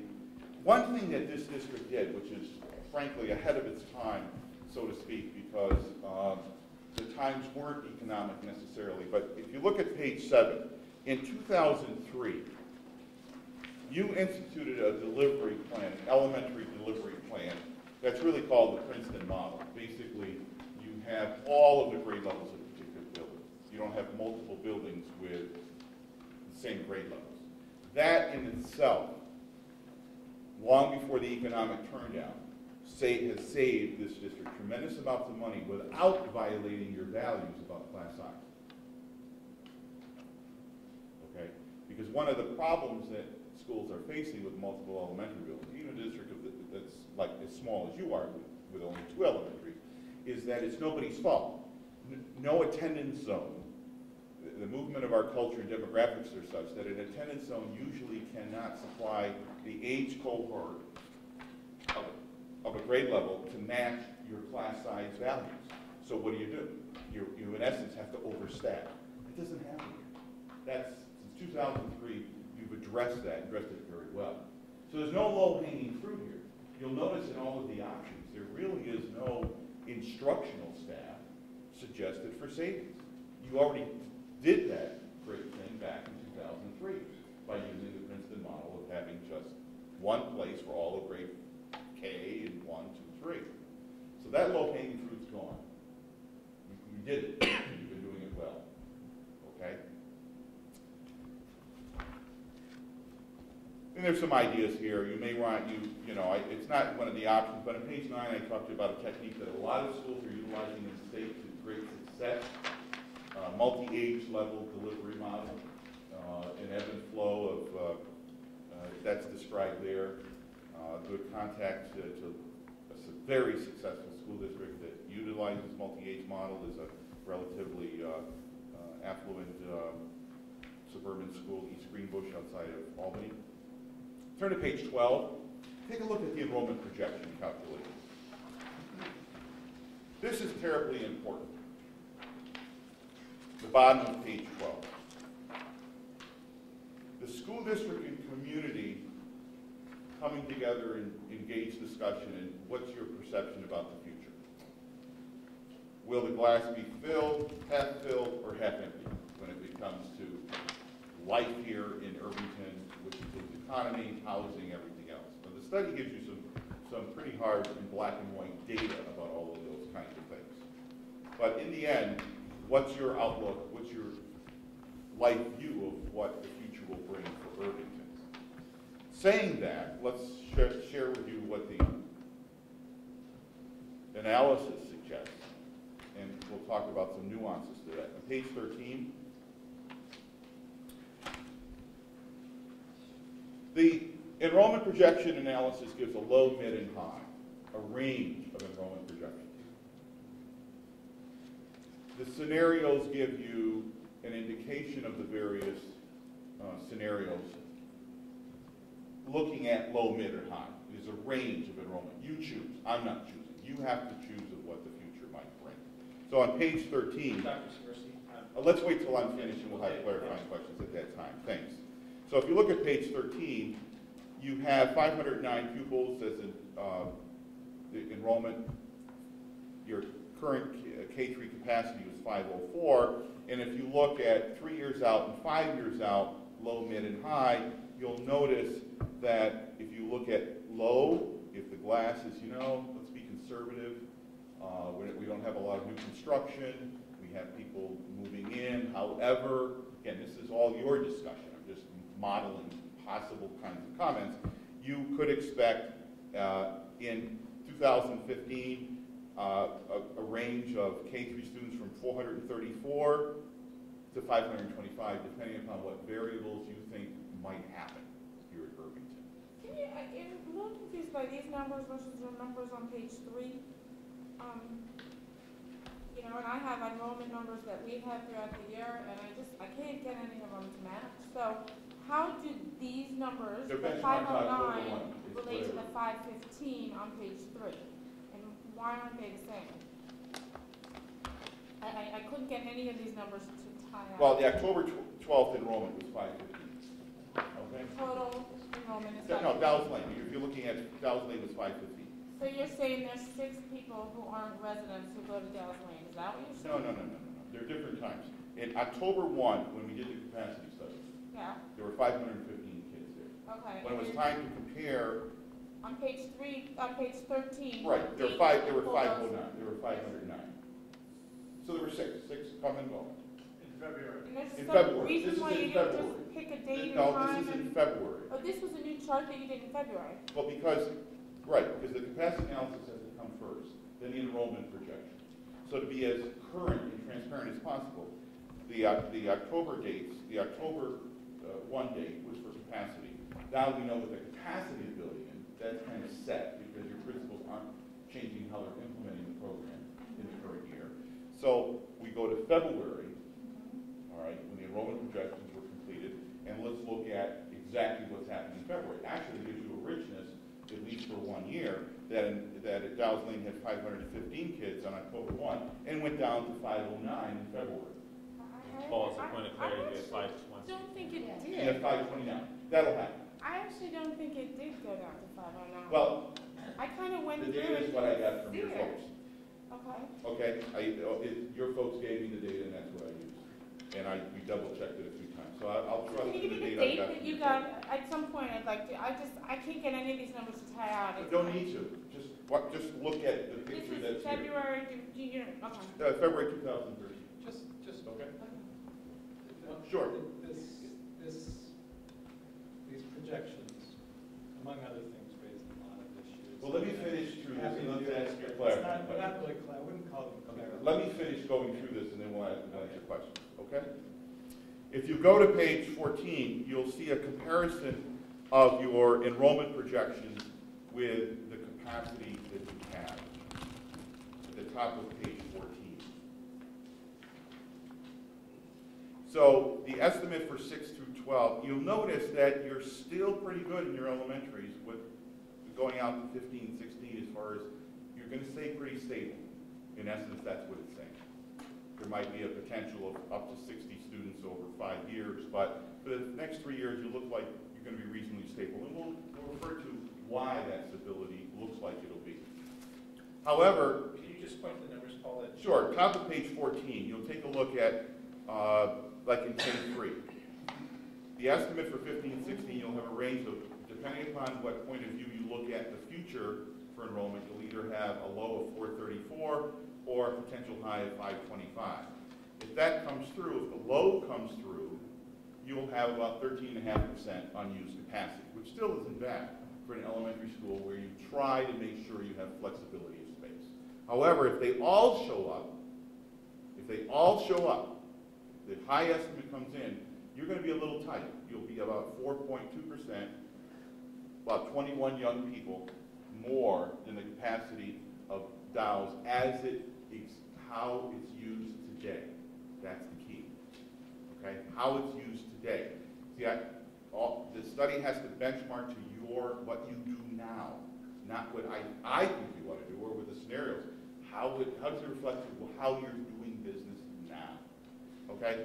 So that's, and if you look at 6-12 capacity, the enrollment projection suggests 961 kids. That capacity, unused capacity, will likely go up. You'll be at close to 24% unused capacity in 6 through 12. Benchmark to how you use the building now. Please understand something. In fact, we'll show you in a minute of what I'll explain that. And just a point of clarification, that you provide a range for K through 3. Yep. Of 434 to 525. You did not provide ranges for the other ones. No, because it will, when you look at the enrollment projection study, the low, mid, and high come from how one looks at kindergarten enrollment and what might happen to live births and people moving in. It takes 5 years to get that effect, so therefore there would be a no effect in grade 4, right? 5 years later, after. Right. So they're all the same. From a predictive standpoint, it's much more stable. That's right. And in particularly your high school. The high school figures are probably the most valid because you literally can go count them tomorrow. You can go pretty much count who's going to be in 9th grade 4 years from now. Right? Where would you go?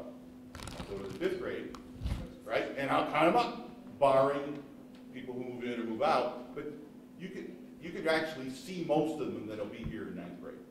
Same thing All right, so that's why as you move up the scale, that's why SED requires enrollment projection, if you're doing a building project, to go 10 years out for secondary. So how could you go 10 years out? Well, that's why, because they already are there. They already exist. They're born. As opposed to elementary, you can really, you go beyond 5 years, it gets fuzzy. Because they're not even twinkle in their parents' eyes yet.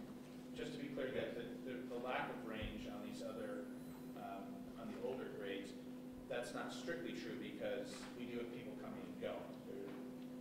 The beta is much more narrow on those. But the data that, however, there is no data to suggest that data has not been consistent historically. Well, you haven't really looked at very much historical data in judgment. Well, let me help you as we go through this. I'll answer your question in a minute. Okay? So if you look at... So, you know, I think there are a lot of issues we have raised on this. I don't know if we can get a fairly concise summary and then... Well, that's what I'm doing. Let me finish with the summary. Well, maybe we should have a workshop at a different time. It's 9:15. Okay. So, where were we? All right. You've got some, we're providing you some information about if you looked at your, I'm not suggesting you should, but there are some opportunities in your buildings. You have down that you have space there that originally was supposed to be for a district office. That space, with proper renovations, can house up to 5 more classrooms in all likelihood. You also have some spaces that, as enrollment has decreased, particularly in some of the buildings over the years, your principals have, one thing you learn in principal school, never turn the lights off to a room, never turn it into storage, and figure out somehow to use it for kids. And that's exactly what's occurred. And however, in doing that, you have some spaces that are atypical size rooms delegated to serve particular kind of instructional support mechanisms. And we list those in the study, and you can look at them and you can judge that the mirror is accurate, or you can say, no, there's a reason that the psychologist needs 968 square feet. It's your business. Just holding up a mirror. The other piece is you've got on page 16, and we give you some data that you can show, you can see about your various sites. How could they support building or construction in the future? That's on page 15. Temporary buildings on Dow's Lane. You have the temporary buildings where it houses the current administration. Thanks to Beverly, we estimate that at the very least, a savings of at least $10,000 just in utilities, let alone upkeep and keeping those old buildings that are long past their prime, I would suggest. And I guess I shouldn't say this, but I did hear somebody in the community say they were an eyesore, so I'm just quoting. Okay, not making a value judgment. There's an opportunity there to do something different. The issue is, yes? May I just sure. suggest that we, from a discussion standpoint, before we get too deep into your analysis, that we might want to talk about the demographic piece separately from the rest of the analysis, since I think the board has so many questions about the demographic piece. I would hate for us to, unless you are going to address the demographic piece as you're going throughout your study. Yeah, let's do that. Let's finish this and we'll do that. You're absolutely right. Please, it's my meeting, so I think the board would like to address some of the demographic questions first, if you don't mind, because the fact is that we're concerned that the rest of the study may not necessarily have the same meaning if we are not fully in agreement on demographics. You don't have it here, but you do have the book. The folks here don't have the book. Turn to page 78 of the full study, please.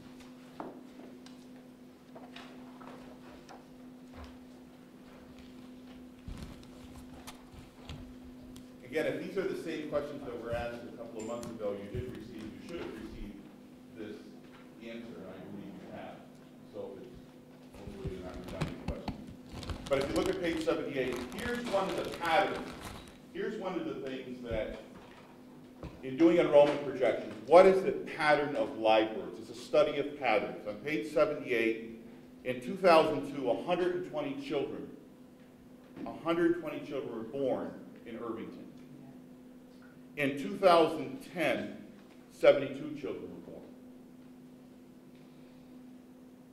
The pattern since 2002 to 2010 is negative as far as numbers of children born to residents who live within geographic boundaries of Irvington. Another major pattern is, okay, fine, our live births are going down. However, what's happening to the ratios of how many kids show up for kindergarten compared to how many were born 5 years earlier? There, the study reports some interesting good news, thankfully.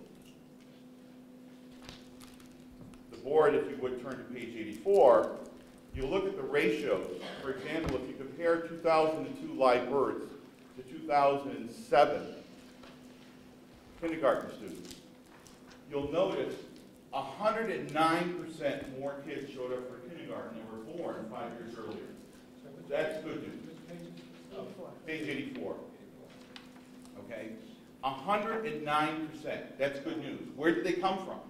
Well, they were born somewhere else, and based on what Mr. Whitney said earlier, or now we were talking here about it, regardless of the ebb and flow of people moving in and out, the net result for kindergarten, there were 9% more kids showed up in kindergarten than were born in the district 5 years earlier.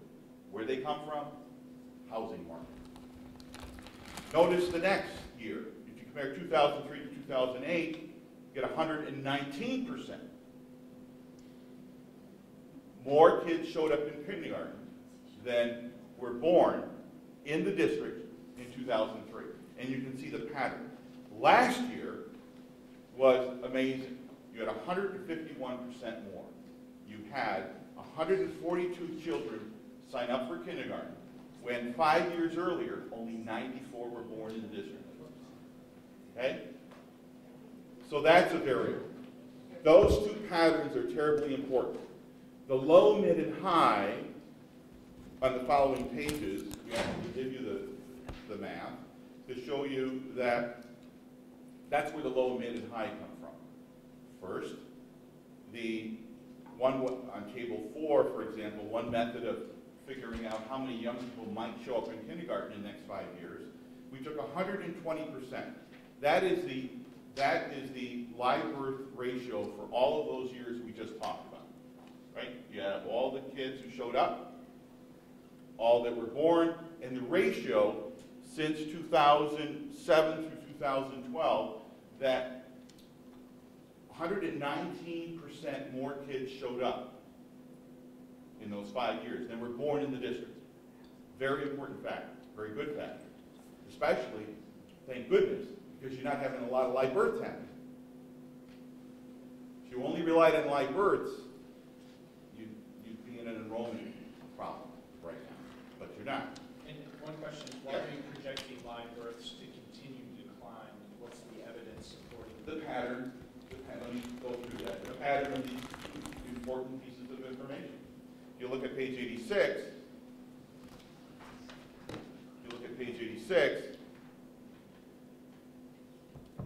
what we're doing here is we're taking a look at the historical pattern of enrollment area live births, and then we're looking at what if last year was not just a blip.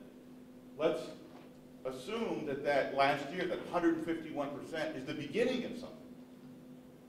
Given that set of numbers from 2007 to 2012, what if we looked at the ratios, and those ratios continued in that same pattern? Therefore, it's suggesting that, for example, in 2016, you might have 156% of the live births show up for kindergarten that were born in 2011. Okay? Because if you look at the live birth pattern, it's been decreasing since 2002. That's the reality of that pattern. So if that pattern continued, however, if the other pattern, you get more people coming in, were born somewhere else, continues to go, that could help compensate for, frankly, not just in Irvington, but throughout New York State, a lower birth rate of our population. So you have that factor of your housing inventory, which is allowing you to stay reasonably stable with regard to enrollments. And it's not because of the live births that are happening in your community. Then finally, the other scenario is, you know what, let's just look at the kindergarten enrollment over the past 6 years. If that pattern of 6 continued in the future, what might the kindergartens look like? Forget all about live births, forget about everything in ratios. What if that pattern of the last 6 years continued into the future of who showed up for kindergarten? What might it look like? So those 3 kind of methods of how to look at these basic 2 patterns, live births and the ratio between how many kids entered kindergarten with how many were born 5 years earlier, provides you, or the study, that provides the study, the basis for a low estimate of future enrollments, a mid, and a high. That's where the numbers come from.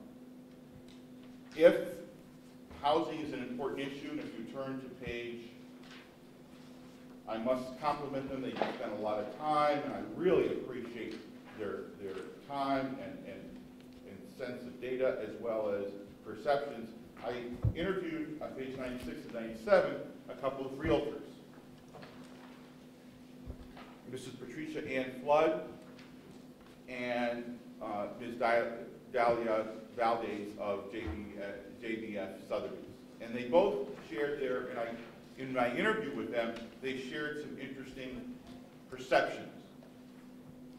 So how they make their living, they know the community, they sell a lot of houses. So they talk about their perceptions of the market.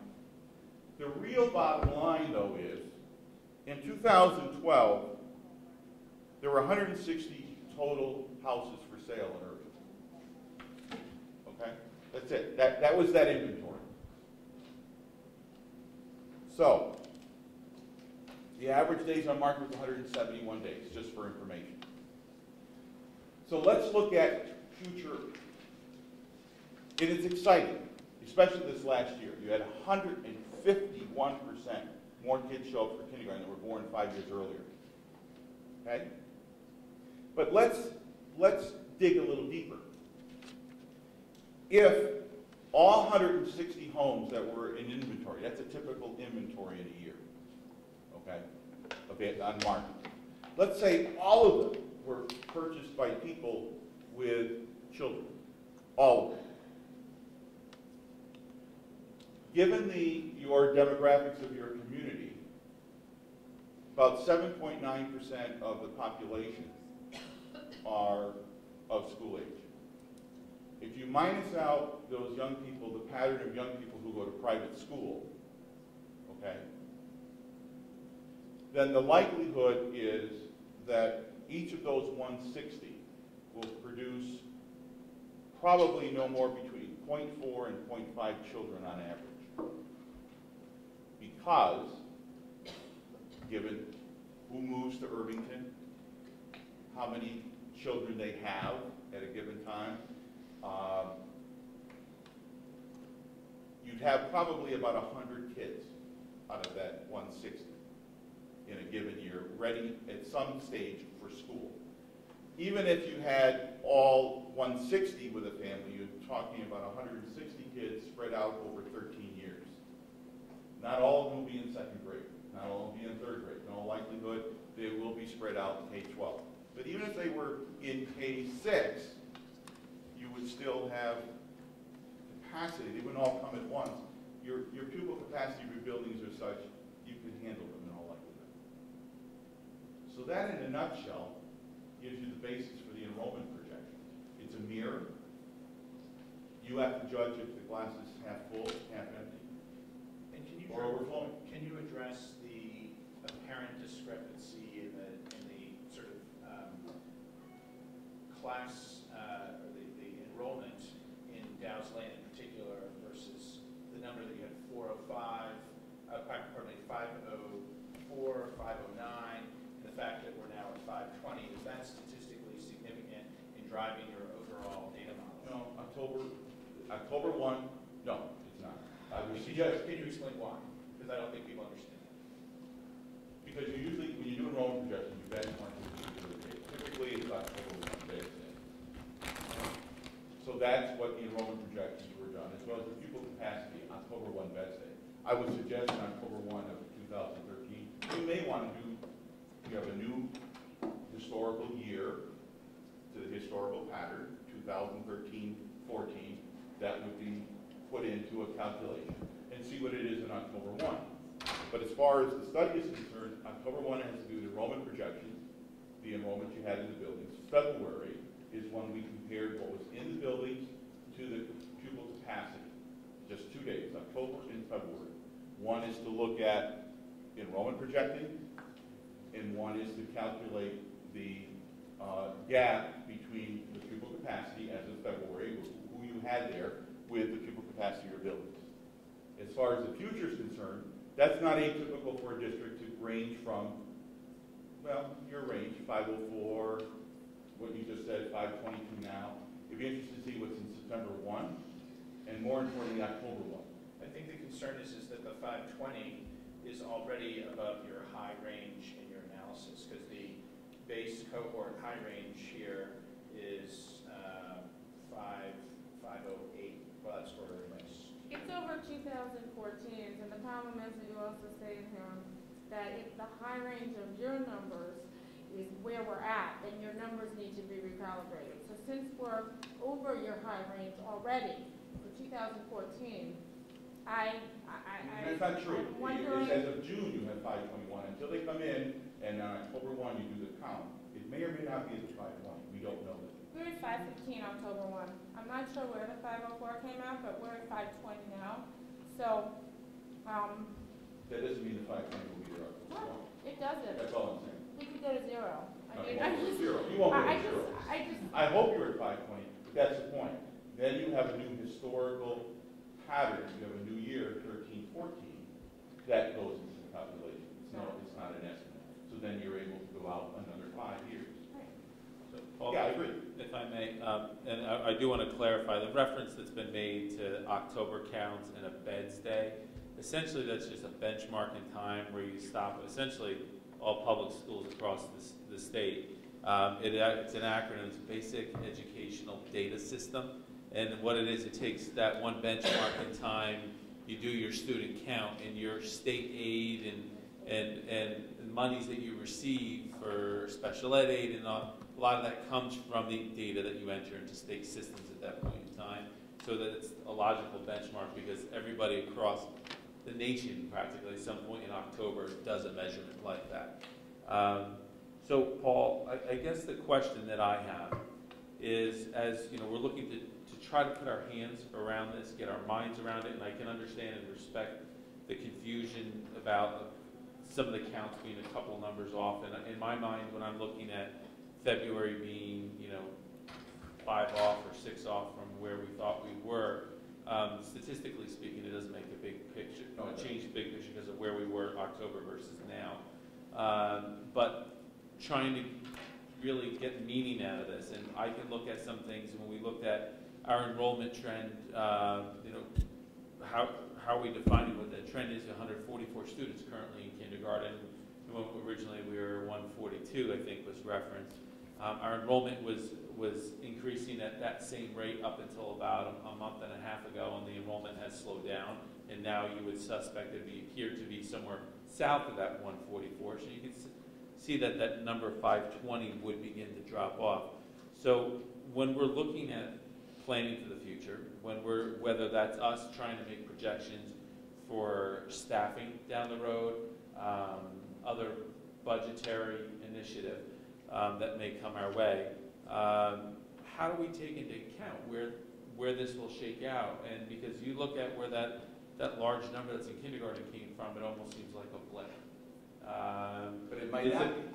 So, but that's what I'm getting. So where do we come to terms with? And I think this is some of the debate that I think I'm suspecting the board members and some members of the public are having internally or amongst each other right now, is, well, how do we determine what we use as that data set that should be reliable, then to take this conversation to the next step, to start to process the findings that you want to share with us. So because we're looking at ranges all over the place. You're looking out 3 to 5 years using these, so I would suggest you redo the enrollment calculations once you have October 1 beds number. If you turn to page 78, it's kind of interesting. Is it a blip? It could be if you take a look at the history since 2002 of your kindergarten enrollment, in 2002 you had 145 children in kindergarten. Then you went to 150, even more than 142. I have a suggestion maybe for the rest of tonight. I mean, since we have a lot of work to do before we're going to hang our hat on any numbers, and these numbers are probably going to change. We'll have a lot more information in the fall than we have now in terms of fall numbers.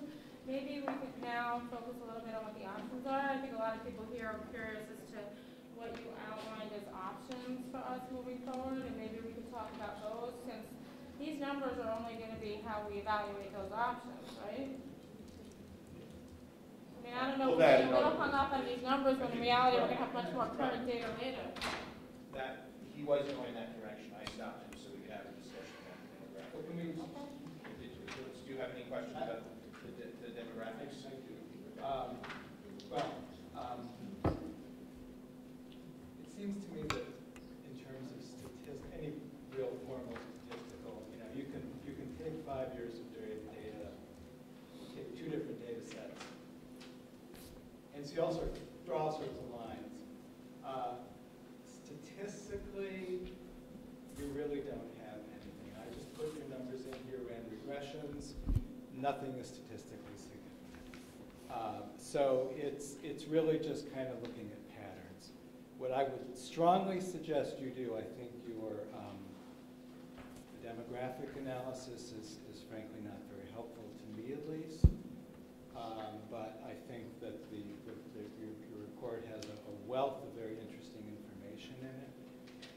And it would be helpful to take a wider range of possible demographic scenarios, and also think formally and carefully about the fact that we are not just taking a scenario and saying that's the future, and let's figure out what happens with that particular set of numbers going on into the future. But let's keep in mind that the future is uncertain, and we need, and when you deal with uncertainty, you buy insurance. You maybe have excess capacity as insurance against the numbers being different from what you might expect. So really think analytically about that uncertainty and the range of uncertainty. And I think to have your upper end for this analysis be only basically the status quo is really just not statistically warranted. And I appreciate your comments. What I would suggest you, maybe Chris can get it to you. If you look at Commissioner's Regulation 155.1, he outlines how enrollment projections are to be done in New York State. Okay, let me finish. That's what you received here. Because part of the problem is we're trying to, in a free and democratic culture, we're trying to chart human behavior of where people choose to live, where people choose to send their children. You saw the comments concerning from folks in the community about why people move to Irvington, the quality of the schools initially, but also the quality of the schools as a backup if things don't work out in a private school. How do you statistically, how do you statistically quantify that? Okay, I respectfully, I hear you, I respect it, but we're talking human behavior here about and choices that folks make about their kids. So, and again, all I can say is what you're saying is very good. All I can say is that the enrollment projections done by me or others are done according to Commission regulations of what, and it's a simple statistic. You're absolutely right. The cohort survival statistic is the simplest of statistics. However, that is the one that's recognized, especially in the school business, not just in New York State, as the one to use because of all these different human variables that people make decisions about doing differently. For example, not to go on and on here, but Chris sent me an excellent article that I saw myself a little later in the New York Times about, folks moving to this part, young entrepreneurs. And notice when you read that article again, they're in your 30s and early 40s, prime childbearing years. That's good news. I know, we're not talking about children, but that's the source of our clients, kids born, and choosing to move from the city and coming out here and other places nearby. That's great news. That'll help sell that inventory of 160 to 170 houses that you have on the market in your community every year. And hopefully it will encourage more folks with children. Back to your suggestion, Chris's suggestion on page 31 is a series of scenarios, and it's the late hours getting late. Scenario A is do nothing. Continue what you're doing. That's a real choice. Again, don't forget, there's no advocacy here. There's no bias of what you ought to do or not do. In fact, I caution you, don't ask me what you ought to do. You have to answer that. And it's not necessarily an easy question. The data's there, but don't forget values. One thing I learned in visiting here, Main Street is very important to this community. You'll notice all of the scenarios suggest using Main Street somehow. You also have the asset of Dow's having the capacity to serve more children under one roof than are served there now with some renovations. Space that was supposed to be district office, making that usable to serve children in classes. And that's a value judgment. Schools aren't cheap to build. Adults usually can go anywhere. And you have within the confines of a pretty nice building, quality space for children with renovations to teach them. The study suggests you should weigh that very carefully before renovating it for adults, which is a different kind of service than certainly for kids. So you have a range of scenarios. Page 31 is a summary. Basically, they stay where you are. Scenario B goes with a K-5 and a 612. Again, K-4 to a 512. Scenario C, it's using Dow's Lane in the middle school differently than the high school.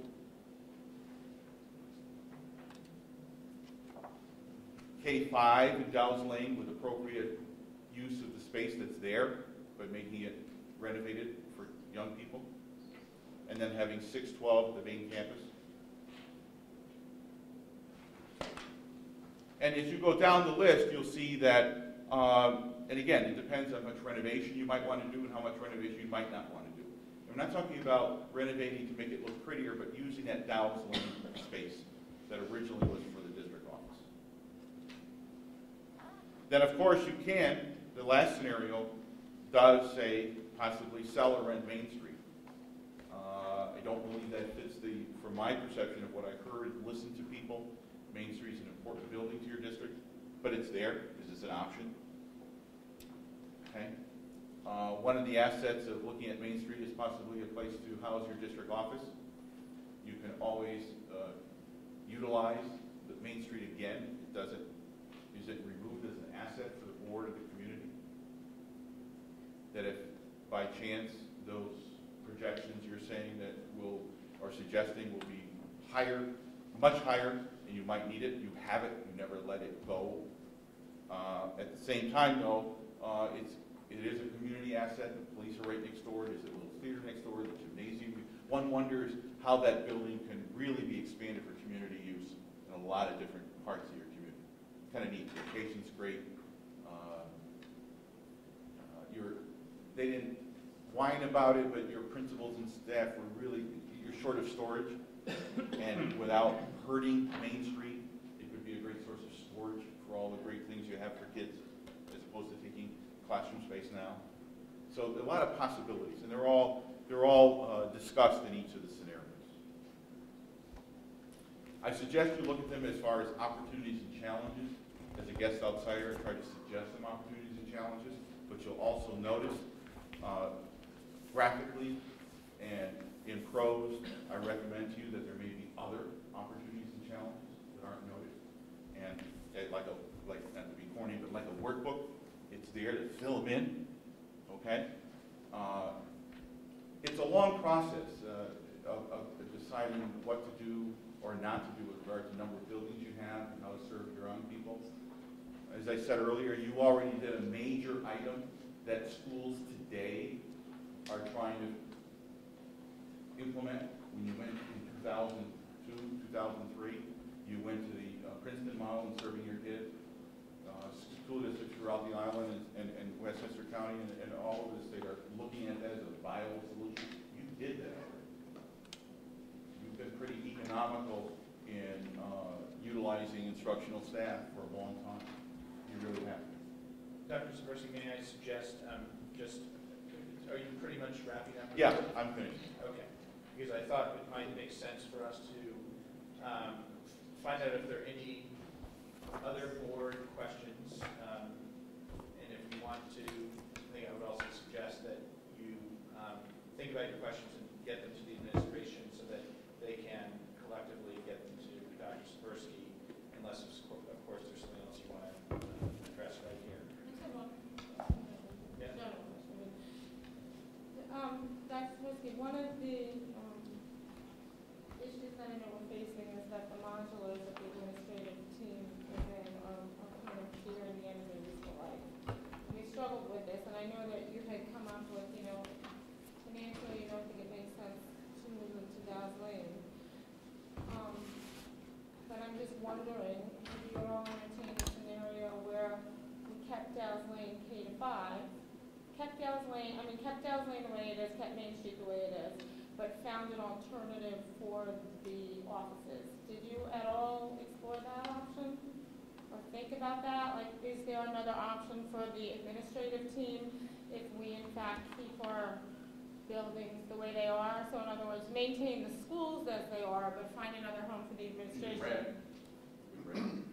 Yeah, that would be something that, again, this is only a blueprint, a roadmap of ideas. Certainly nuances of so many scenarios are possible. I mean, it didn't have to do with kids, so what do you have in mind? Rent? Build? I was asking you, as the consultant, if there was another option. Really, you could rent or you could build. There's no ability Right, to build. you could put them in Dow's Lane, but I was just wondering if in your course of doing things you kind of entertained that, but it doesn't sound like you really focused on that. I think at one point, Paul, there was a question that was asked or discussion that was looked at because we had the conversation with respect to moving administrative offices to potentially underutilized space here on the campus, and there was conversation about whether that was a good move fiscally because of the build-out associated with that space and to retrofit what were learning spaces to offices and the costs associated with that. I think we had some dialogue about that. No? Well, I think I answered that before when you wrote that, and also in the study. I would be very hesitant to take existing space, even though years ago when you renovated Dow's Lane, I'd be very hesitant to suggest to you that you turn any of your current school space into space for adults. For some of the reasons we've been talking about. And I'm glad to hear this, I'm getting the perception you're believing the glass is overflowing for possible population enrollment. Good.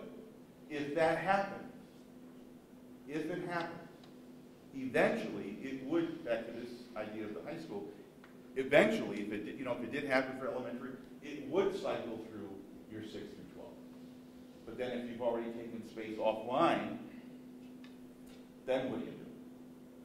So you're at that point, how can I say this? You're at this point where you might do nothing the next couple of years. But you have a roadmap to say, okay, let's see what happens. Is this a blip of 151%? Might be, might not be. And I'd give it a lot of thought as you see the next couple of years in enrollments. But once you make that decision to turn excellent, really excellent, even though you've got a report coming, I'm sure there'll be things at Dow's Lane you want to do, like security and the front entrance, you're doing that report at building conditions. There's things you always need to do with facilities for a school, but you've got some pretty quality 3 buildings, including Main Street is an older building, pretty well kept. Do you really want to take Dow's and your campus here and turn any of it really high quality space for adults? That's a real value question. And the study is suggesting that you could do that. The study is suggesting you might not want to. That's all it's suggesting. Thank you. Would Anybody like to ask any questions? Wait. I have. You have something? Okay. You did? Yeah. Well, Of course. you know, that empty space at Dow's Lane was always earmarked when the construction happened once upon a time in the renovation at the schools for administrative offices. I kind of question whether or not legally you could convert it into, you think for Your sure building, we yes, could, absolutely. Yes. knowing how the steps are and the whole layout, you think we could legally do You're it? going to need to renovate it. It had to, in order for it to be built in the first place, it had to meet all codes for kids. I said that in my letter to you when you asked that question before. Okay, it had to pass muster with SED to build it in the first place, unless there was some error somehow. Codes change, and that was done so many years ago. It was built years and years ago. Well, yeah. And it was never earmarked, from my understanding, for But it- instructional space. Okay, but you can earmark it for instruction space and see what it would take to do what you wanted to do with that space. You have some interesting nuances. Not sure what you want to do with that space. You have an oddity. You've got a single bathroom off your cafeteria for an elementary school. That's odd. It's nobody's fault. It just is. Okay. So there's a lot of other things you look at and you say, well, if we're going to do something, this holistically, security, this bathroom thing, maybe it's not an issue in an elementary cafeteria. Other things will come up that you'll look at. Possibly your initiatives in the elementary, are there support spaces that could be better? Instructions. Again, those are the usual planning questions you would do with your superintendent as well as an architect. Let your superintendent be educational planning, let the architect do brick and mortar, okay? But really, those are the kinds of things you look at, all of it. But in all likelihood, yeah, 4 to 5 classrooms could be well done under those. Okay, and then another question, I don't know if you can answer this. I'll try. If we were to, one of many scenarios is closing down Main Street, let's say we move 2 of the grades to wherever, and the district offices get moved to Main Street. Now that you've shut it down to students, that's an old building, and we're grandfathered in because the students are currently there. If we move the students out, and we want to move them back in, let's say, do we now have to bring up that building up to code, to current code?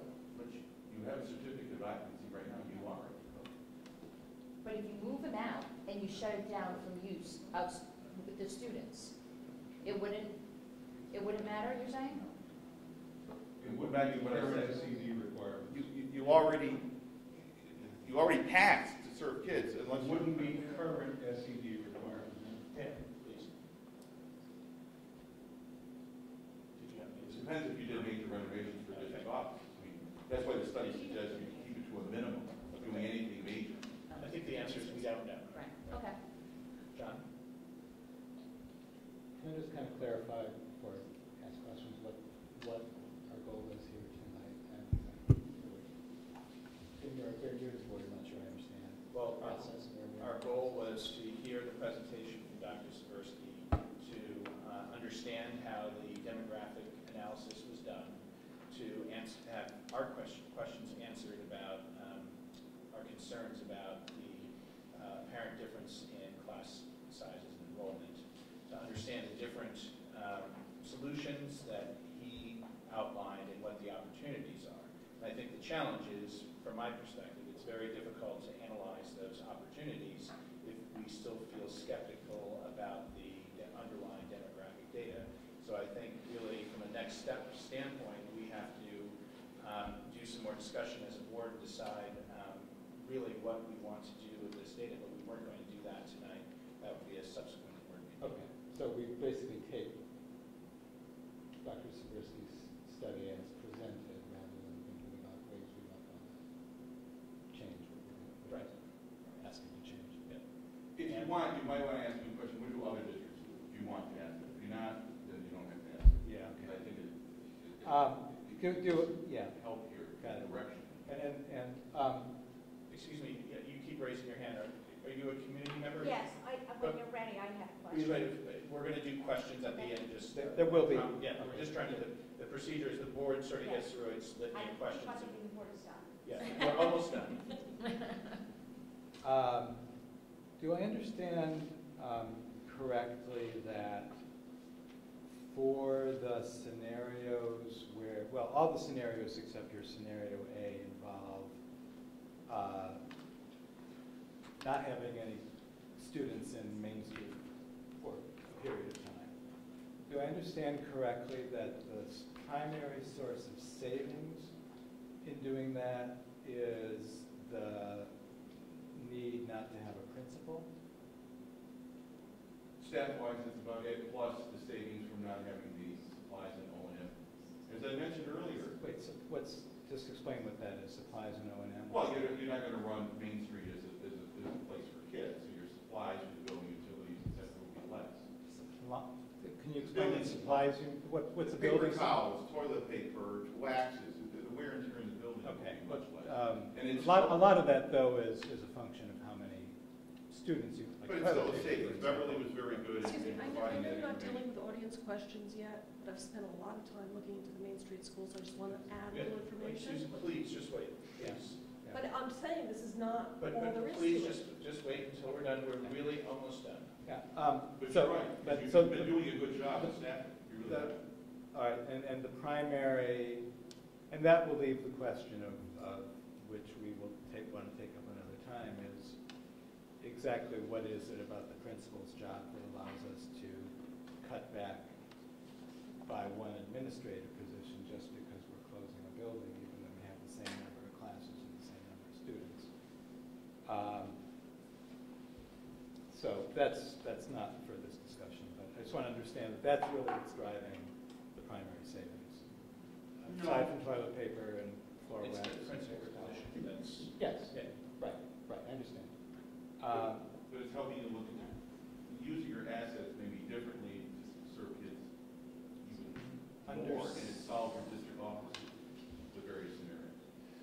Yeah, I think we're saying the same thing through a different lens. Okay. But John, I agree with. Yeah, what you're- and that raises the whole issue which came up in the budget round about what the need for administrators are, and what they do, which is a discussion we would need to have where we go down the road closing temporarily or permanently Main Street School, and what kind of savings we would realize. I know there are people in the audience who have looked at this a lot, and I've talked with them a lot about some of this, so I know that.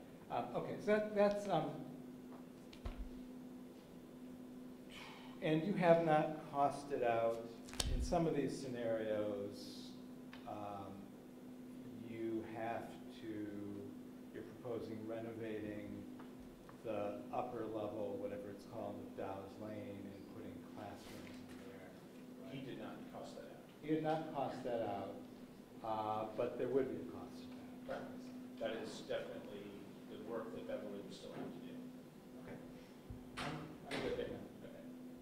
And I think if I can anticipate maybe Susan's question, one of the things that Susan had done from an analytical standpoint several years ago, gone back through a lot of engineering reports on the Main Street School building, that the infrastructure itself was not sound for a long-term use facility, that there were going to be investments that were necessary from a variety of different needs.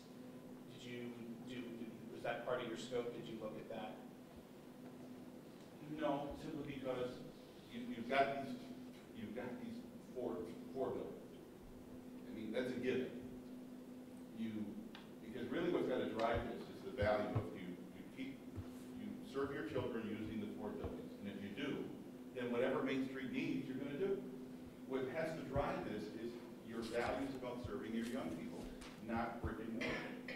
All the study does is give you a series of options that your current assets can support in delivering instruction to your kids in the manner by which you're used to. But the lifespan of the building was not considered, that if it had some fundamental issues, you didn't consider that in your analysis? No, you'd have to make that decision, because what I learned when I came here and talked with people and saw the building, and you just open the meeting with what an outstanding thing that's going to happen in this community on Friday with 100 years of celebration of Main Street. So that really is a value judgment that frankly no guest outside, including an architect. If you folks decide that no, Main Street's an therefore you'll do what you and your community want to do. Just asking a question. So, thank you, yeah, it's not in my, it would not be appropriate for me to suggest that, frankly. All right, so we have community questions. Can we go to community questions? Please line up the mic and remember 2 minutes or so, and please tell us who you are. Okay. Susan Stern. I am a registered architect. I have spent a number of years doing facilities work, in particular for the CUNY campuses. So I have a fair amount of experience with this. I've also spent time in the budget task force looking at the needs of the Main Street School. And while I understand this is all outside the purview of what's been done to date, I think a really important piece in determining how we go forwards is look at real numbers about how much money would need to go into Main Street School to operate it for X number of years versus, because one of your downsides was the cost of renovating Dow's Lane. Well, that may be less or more than dealing with the issues with Main Street School. And so I don't think that you can make that necessarily a negative without looking at all those cost implications. Because in looking at the engineering reports, it looks like several $1 million will need to go into Main Street School within the next several years. So I think that other professionals should be brought in, again, probably from the outside, to take a look at relative costs of renovating Dow's Lane, potentially doing renovations up here as well. It's always cheaper to do renovations within existing buildings, and it's cheaper to do renovations within relatively newer buildings versus older buildings, and that's all got to weigh into, and again, with the goal of having maximum flexibility with your spaces. Thank you. My name is Leo McLaughlin. I live at 30 Half Moon Lane. I find that Mr. Montgomery has anticipated a couple of my comments. First one, thank you. The first one is that after looking at your data, I'm surprised that at least the high enrollment projection didn't show increases. That if current trends continue, that we should expect increasing enrollment. That I find the most important graph is the one on page 81, which basically shows that live births aren't statistically correlated with enrollment here in Irvington anymore. Also, if you look at the bottom graph on page 73, you'll see rising enrollment in grades 9 through 12, even though 3 years earlier, grade 6 through 8 attendance had fallen. And the reason for this, I think, is explained on page 96 of his presentation, and that is newcomers. That because of the unique characteristics of the real estate market over the past couple of years, empty nesters have been trapped. And what we've seen starting in last year, and based upon what's looking to be another banner year, that is no longer true. That families without children are being replaced by families with children. And depending upon, we're looking at 160 homes, just making reasonable assumptions, you can anticipate around a 3 to 5% increase of enrollments just from that. Another thing is the report says there's no new construction. I looked at the MLS. There's about 20 things that are either new homes or lots. If I add to that the lots that I know that are either privately on the market or kind of trapped, like the ones on Dearman Close, which is kind of waiting for prices to increase, we're looking again at over 30 homes, probably more like 40. And again, that's about 3 to 5% increase in enrollments, depending upon what your estimate is for how many kids come into these new homes.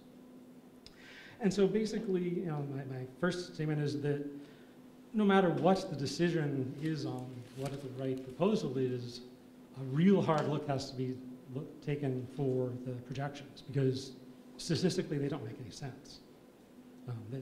Again, live births isn't a useful predictor anymore. Second, my question, which actually is a question, is that given the idea of a principal for students K through 5, that's a reasonable number of kids for one principal to have, is there anything in our contract that requires 2 principals if we have 2 campuses? Yes. Okay. Yeah. Thank you.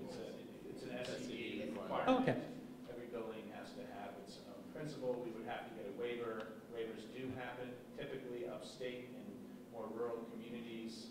Very unlikely to happen in... I was just curious. Yes, is a perfectly acceptable response. Explain, this would be 2 principals for what? Well, that you would have one principal over Dow's Lane and Main Street. Per building.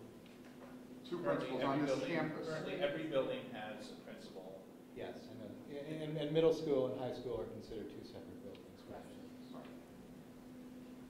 And lastly, just talking about the recommendations, given the wild range of potential outcomes for the projection of enrollment, my suggestion would be to build out Dow's Lane in classrooms and put, if we have increasing enrollment, great, K through 3 will go there. If in fact we do have decreasing enrollment, then we can consolidate and K through 5 can go into it. And if we have about what we have now, perhaps we can use that space for administration. Thank you.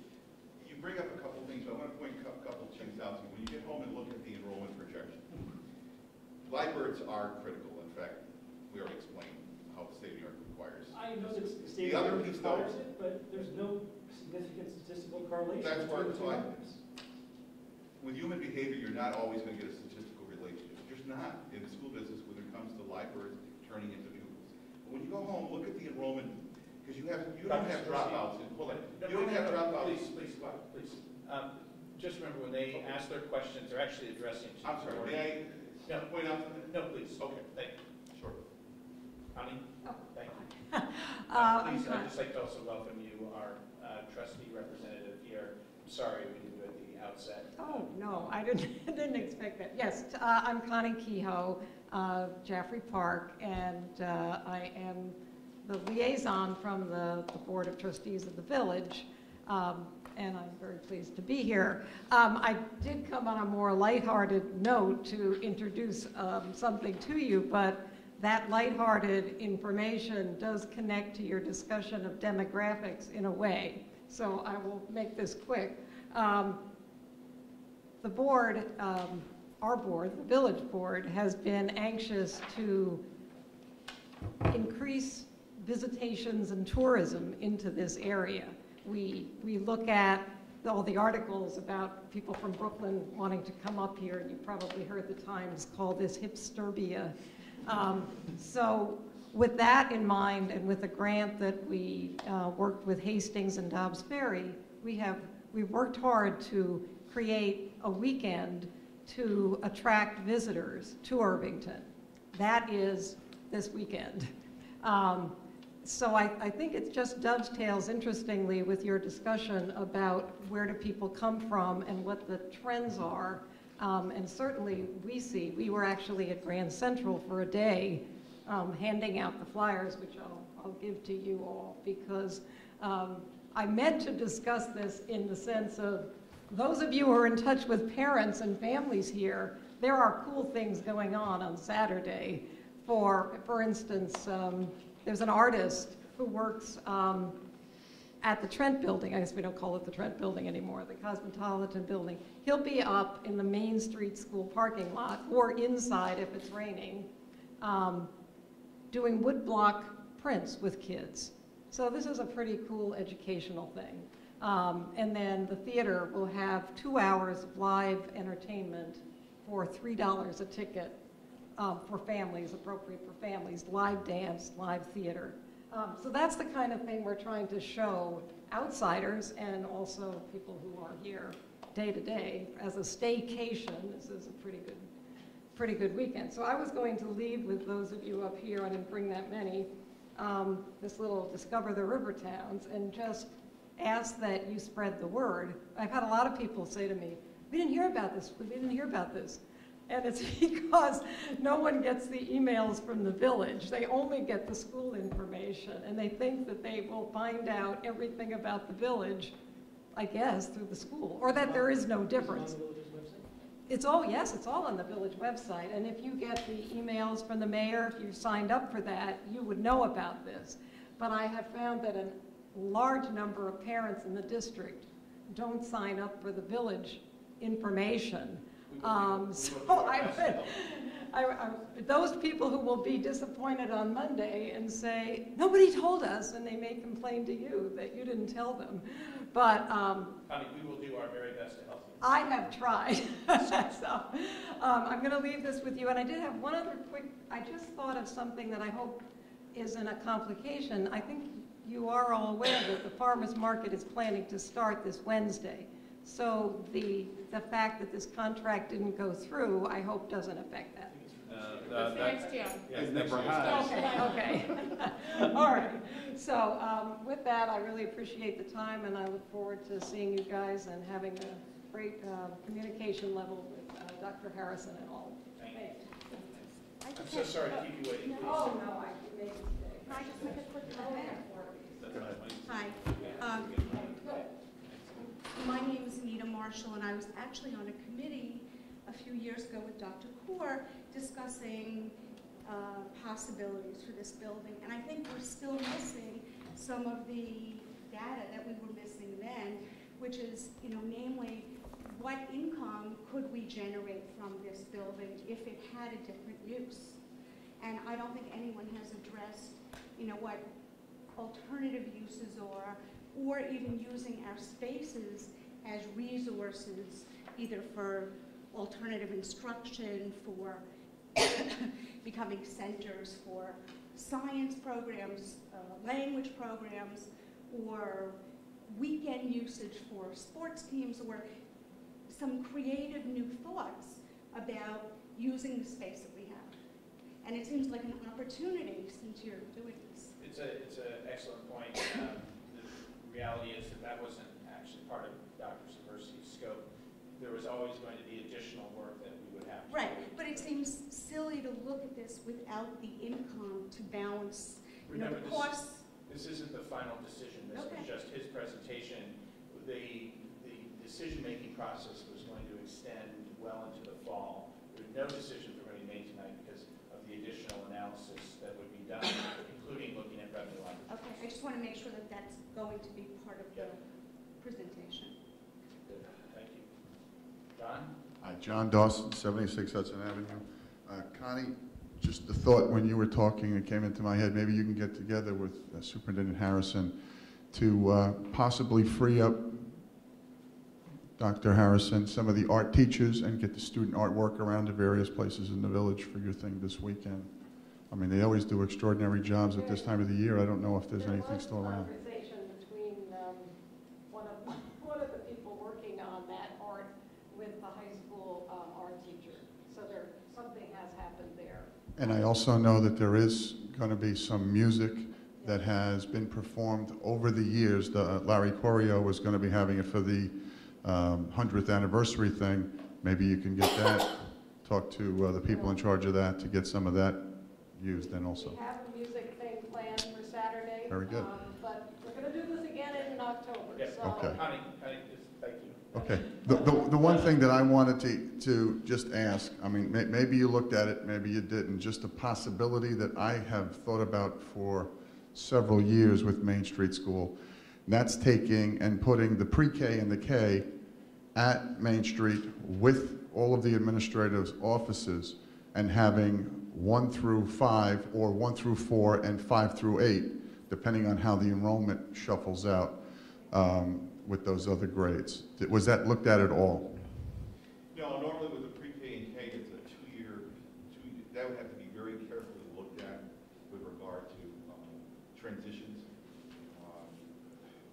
It'd be like, in essence, a one, because pre-K is not mandatory. Well, our pre-K is not even through the district. It's just rooms that they rent, so that's not even an issue. So therefore, you'd have a one-year building, and the transition going from K to 1 would have to be a serious, can it happen? In fact, Pelham used to do it. So did Eastchester. Well, I mean, they used to do it with K. They'd be a good source of what did they run into. But to have a one-year building with K and a transition to a 1, really have to weigh that very, very carefully. So, Eastchester did it at 2 different times in their history. Once at Cooper School, once at Waverly School, so you could have some things to check that out. That's the only thing I was thinking. Because moving administrative offices over to Main Street would solve a lot of financial situations, get some nice things rather quickly for you to get moving in, and also possibly get your storage space. Yeah, those trailers are only going to last so much longer. So your idea was to put K and... The pre-K and the K. Pre-K and K. Yeah, the Easter Seals program and the regular kindergarten over at Main Street. And you don't actually, technically, these people are going to get angry at me. You wouldn't need to have a principal. You might get away with an assistant principal or a teacher in charge because you'd have 4 administrators in the building. I think you're right. I actually think you're right. Thank you, John. All right, any last questions from the community on anything else not appearing on the agenda? Nope. I have nothing from the board. Yes? Question, it's actually just something that came up and it's kind of late, so it's not. Can we bring closure to? Oh, I Yes, think you just yeah. said anything else not on the I agenda. think we're going to make comments to bring closure to the discussion on the communication. Yeah, so as the next steps, we will not be discussing this again until most likely the fall, because it really doesn't make sense to continue the discussion publicly in the summertime when you don't generally get a lot of attendance. We're going to develop a schedule that would suggest our next public meetings on this will be in September when people are coming back from their summer vacations. That's the schedule that we'd already sent around. Okay, well, I thought we were going to discuss the schedule tonight. If we're not discussing it tonight, then I'm assuming as a board we should discuss the schedule and come to a consensus as a board as to what the next steps are, especially in light of the fact that we now have the presentation. Because I think there are a couple different ways to go, and I think the board needs to decide what direction we're going to go next. And I thought this schedule was a document for discussion. I didn't view it as, maybe I'm wrong, but I didn't view it as this is where we're going. I thought we were going to talk about it. So my feeling is if we can't do it on the 20th because we don't have time, then we put it on the agenda for the July meeting to talk about what are the next steps that we want to take. And we do it in the summer, we don't wait till September. Because if we do that in September, then we'll blink and it'll be June again. So it seems to me it's very unclear now what our next steps are. This schedule did say that the next meeting that we would talk about is August 20th. Right, well, but I'm suggesting in light of the presentation tonight, it seems like, to me at least, there's some other options that were presented that are viable, and it just seems like, given where we're at with all the information as it's presented, things might have changed from what certainly my impression was of what we did at this point. So it seems like as a board, I think it makes sense to have a public discussion as to here's where we are and what should our next steps be. That's my suggestion. Do you want to do that into next? Yeah. I think there's value to us continuing the dialogue. I think the discussion tonight has surfaced uncertainty about the projections that we need to come to terms with. I think we need to process the presentation and discussion tonight and generate the questions that we have to ask to prepare us to go forward. So is it something that we're asking ourselves? Is it something that we're wanting to ask our community for dialogue on? Or is it something that, do we have an ask for Paul? It sounds like that's a public discussion that we need to have. I absolutely agree with you. The point was that the schedule definitely had the expectation that we would not have this discussion publicly when there weren't a lot of people here. Again, Maybe I viewed it wrong, but my understanding was this was a document that we were going to talk about tonight to figure out, were we all in agreement that this is the way to me this was a suggestion for moving forward, and the board was going to come up with what we as a board felt like we should do moving forward. And I for one feel that in light of everything and all the information and like the uncertainty of the numbers, I think it might make sense for us as a board to publicly have a discussion of here's where we're at and what makes sense moving forward. I mean, I have comments on this. I wasn't aware that this was a directive. I thought it was a discussion, a document that we were going to discuss. I would just like to really agree with what Robin's saying. I feel like after this, we really need, I at least feel a discussion among the board, and that obviously should be a public discussion, would be very valuable about what do we take from this. Do we want to, are we comfortable with the direction we're going, or are we not? And so we can allocate time in our next board meeting to or July. Which is June 18th. We can take time to. I guess leave it up to the agenda setters to see where it fits, but it should be done before the memories fade. I concur, and I think as a matter of disclosure,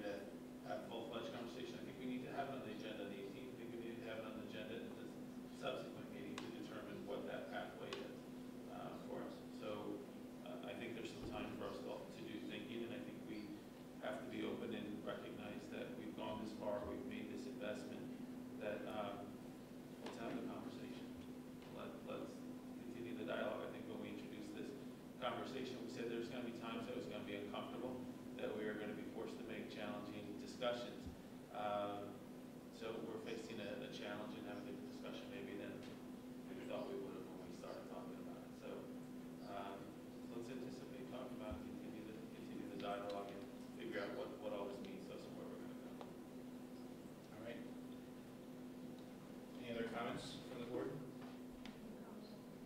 Okay. So we're going to close out our discussion here on the space utilization study. Thank you, Paul.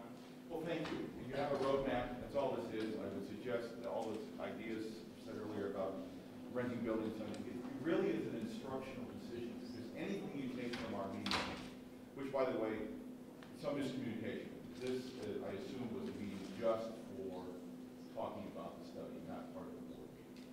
So that's why I'm a little bit surprised about the meeting. But anyway, neither here nor there. But it really is an instructional decision. All of these ideas are excellent. How the folks have talked about, but how do you want to serve your kids? And that really is, even before cost of doing something or renting, is the heart of the question. So you have a roadmap. It certainly has engaged public discussion, and that was the goal of the study from my point of view. I wish you well with it. Thank you. Thank you. Thanks for your hospitality. Very good. Take care. So at the next meeting, let me first of all, any other comments from the board? You did have something else.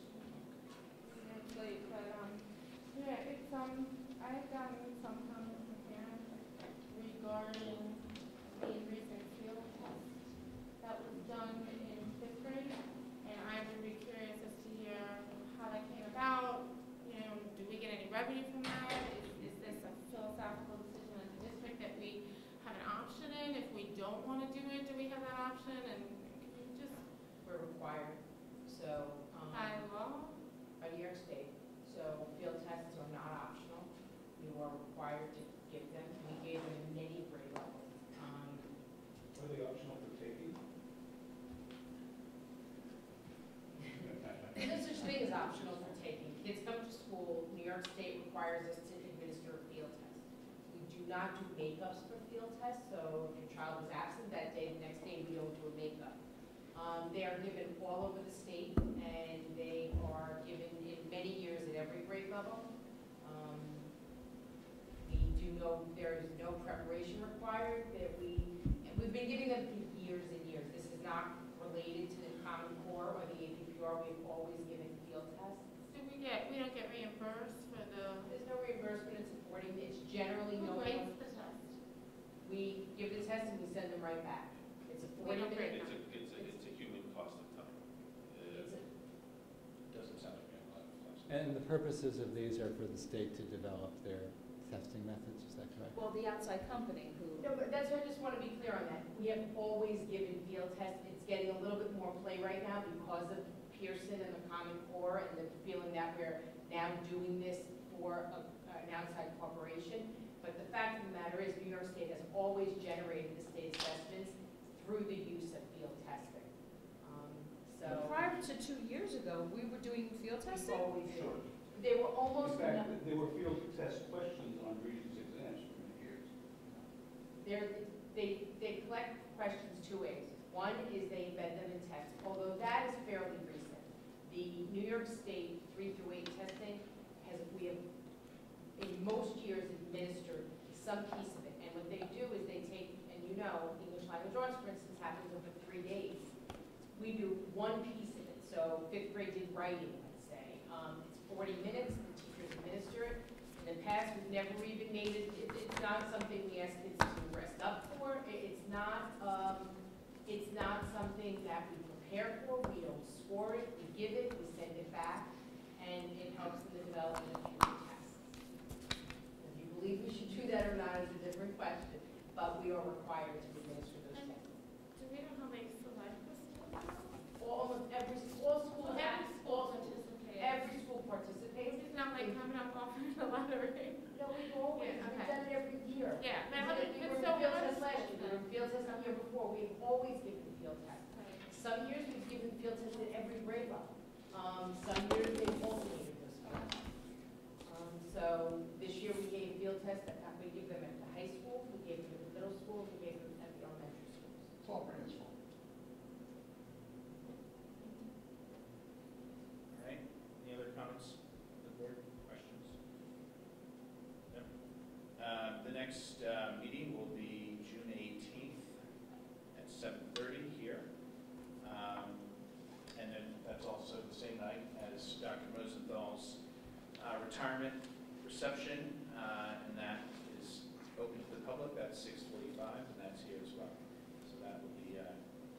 fun time. So can I have a motion to adjourn our meeting tonight? So moved. All in favor? Aye. Who seconded, I'm sorry? Robin. Thank you.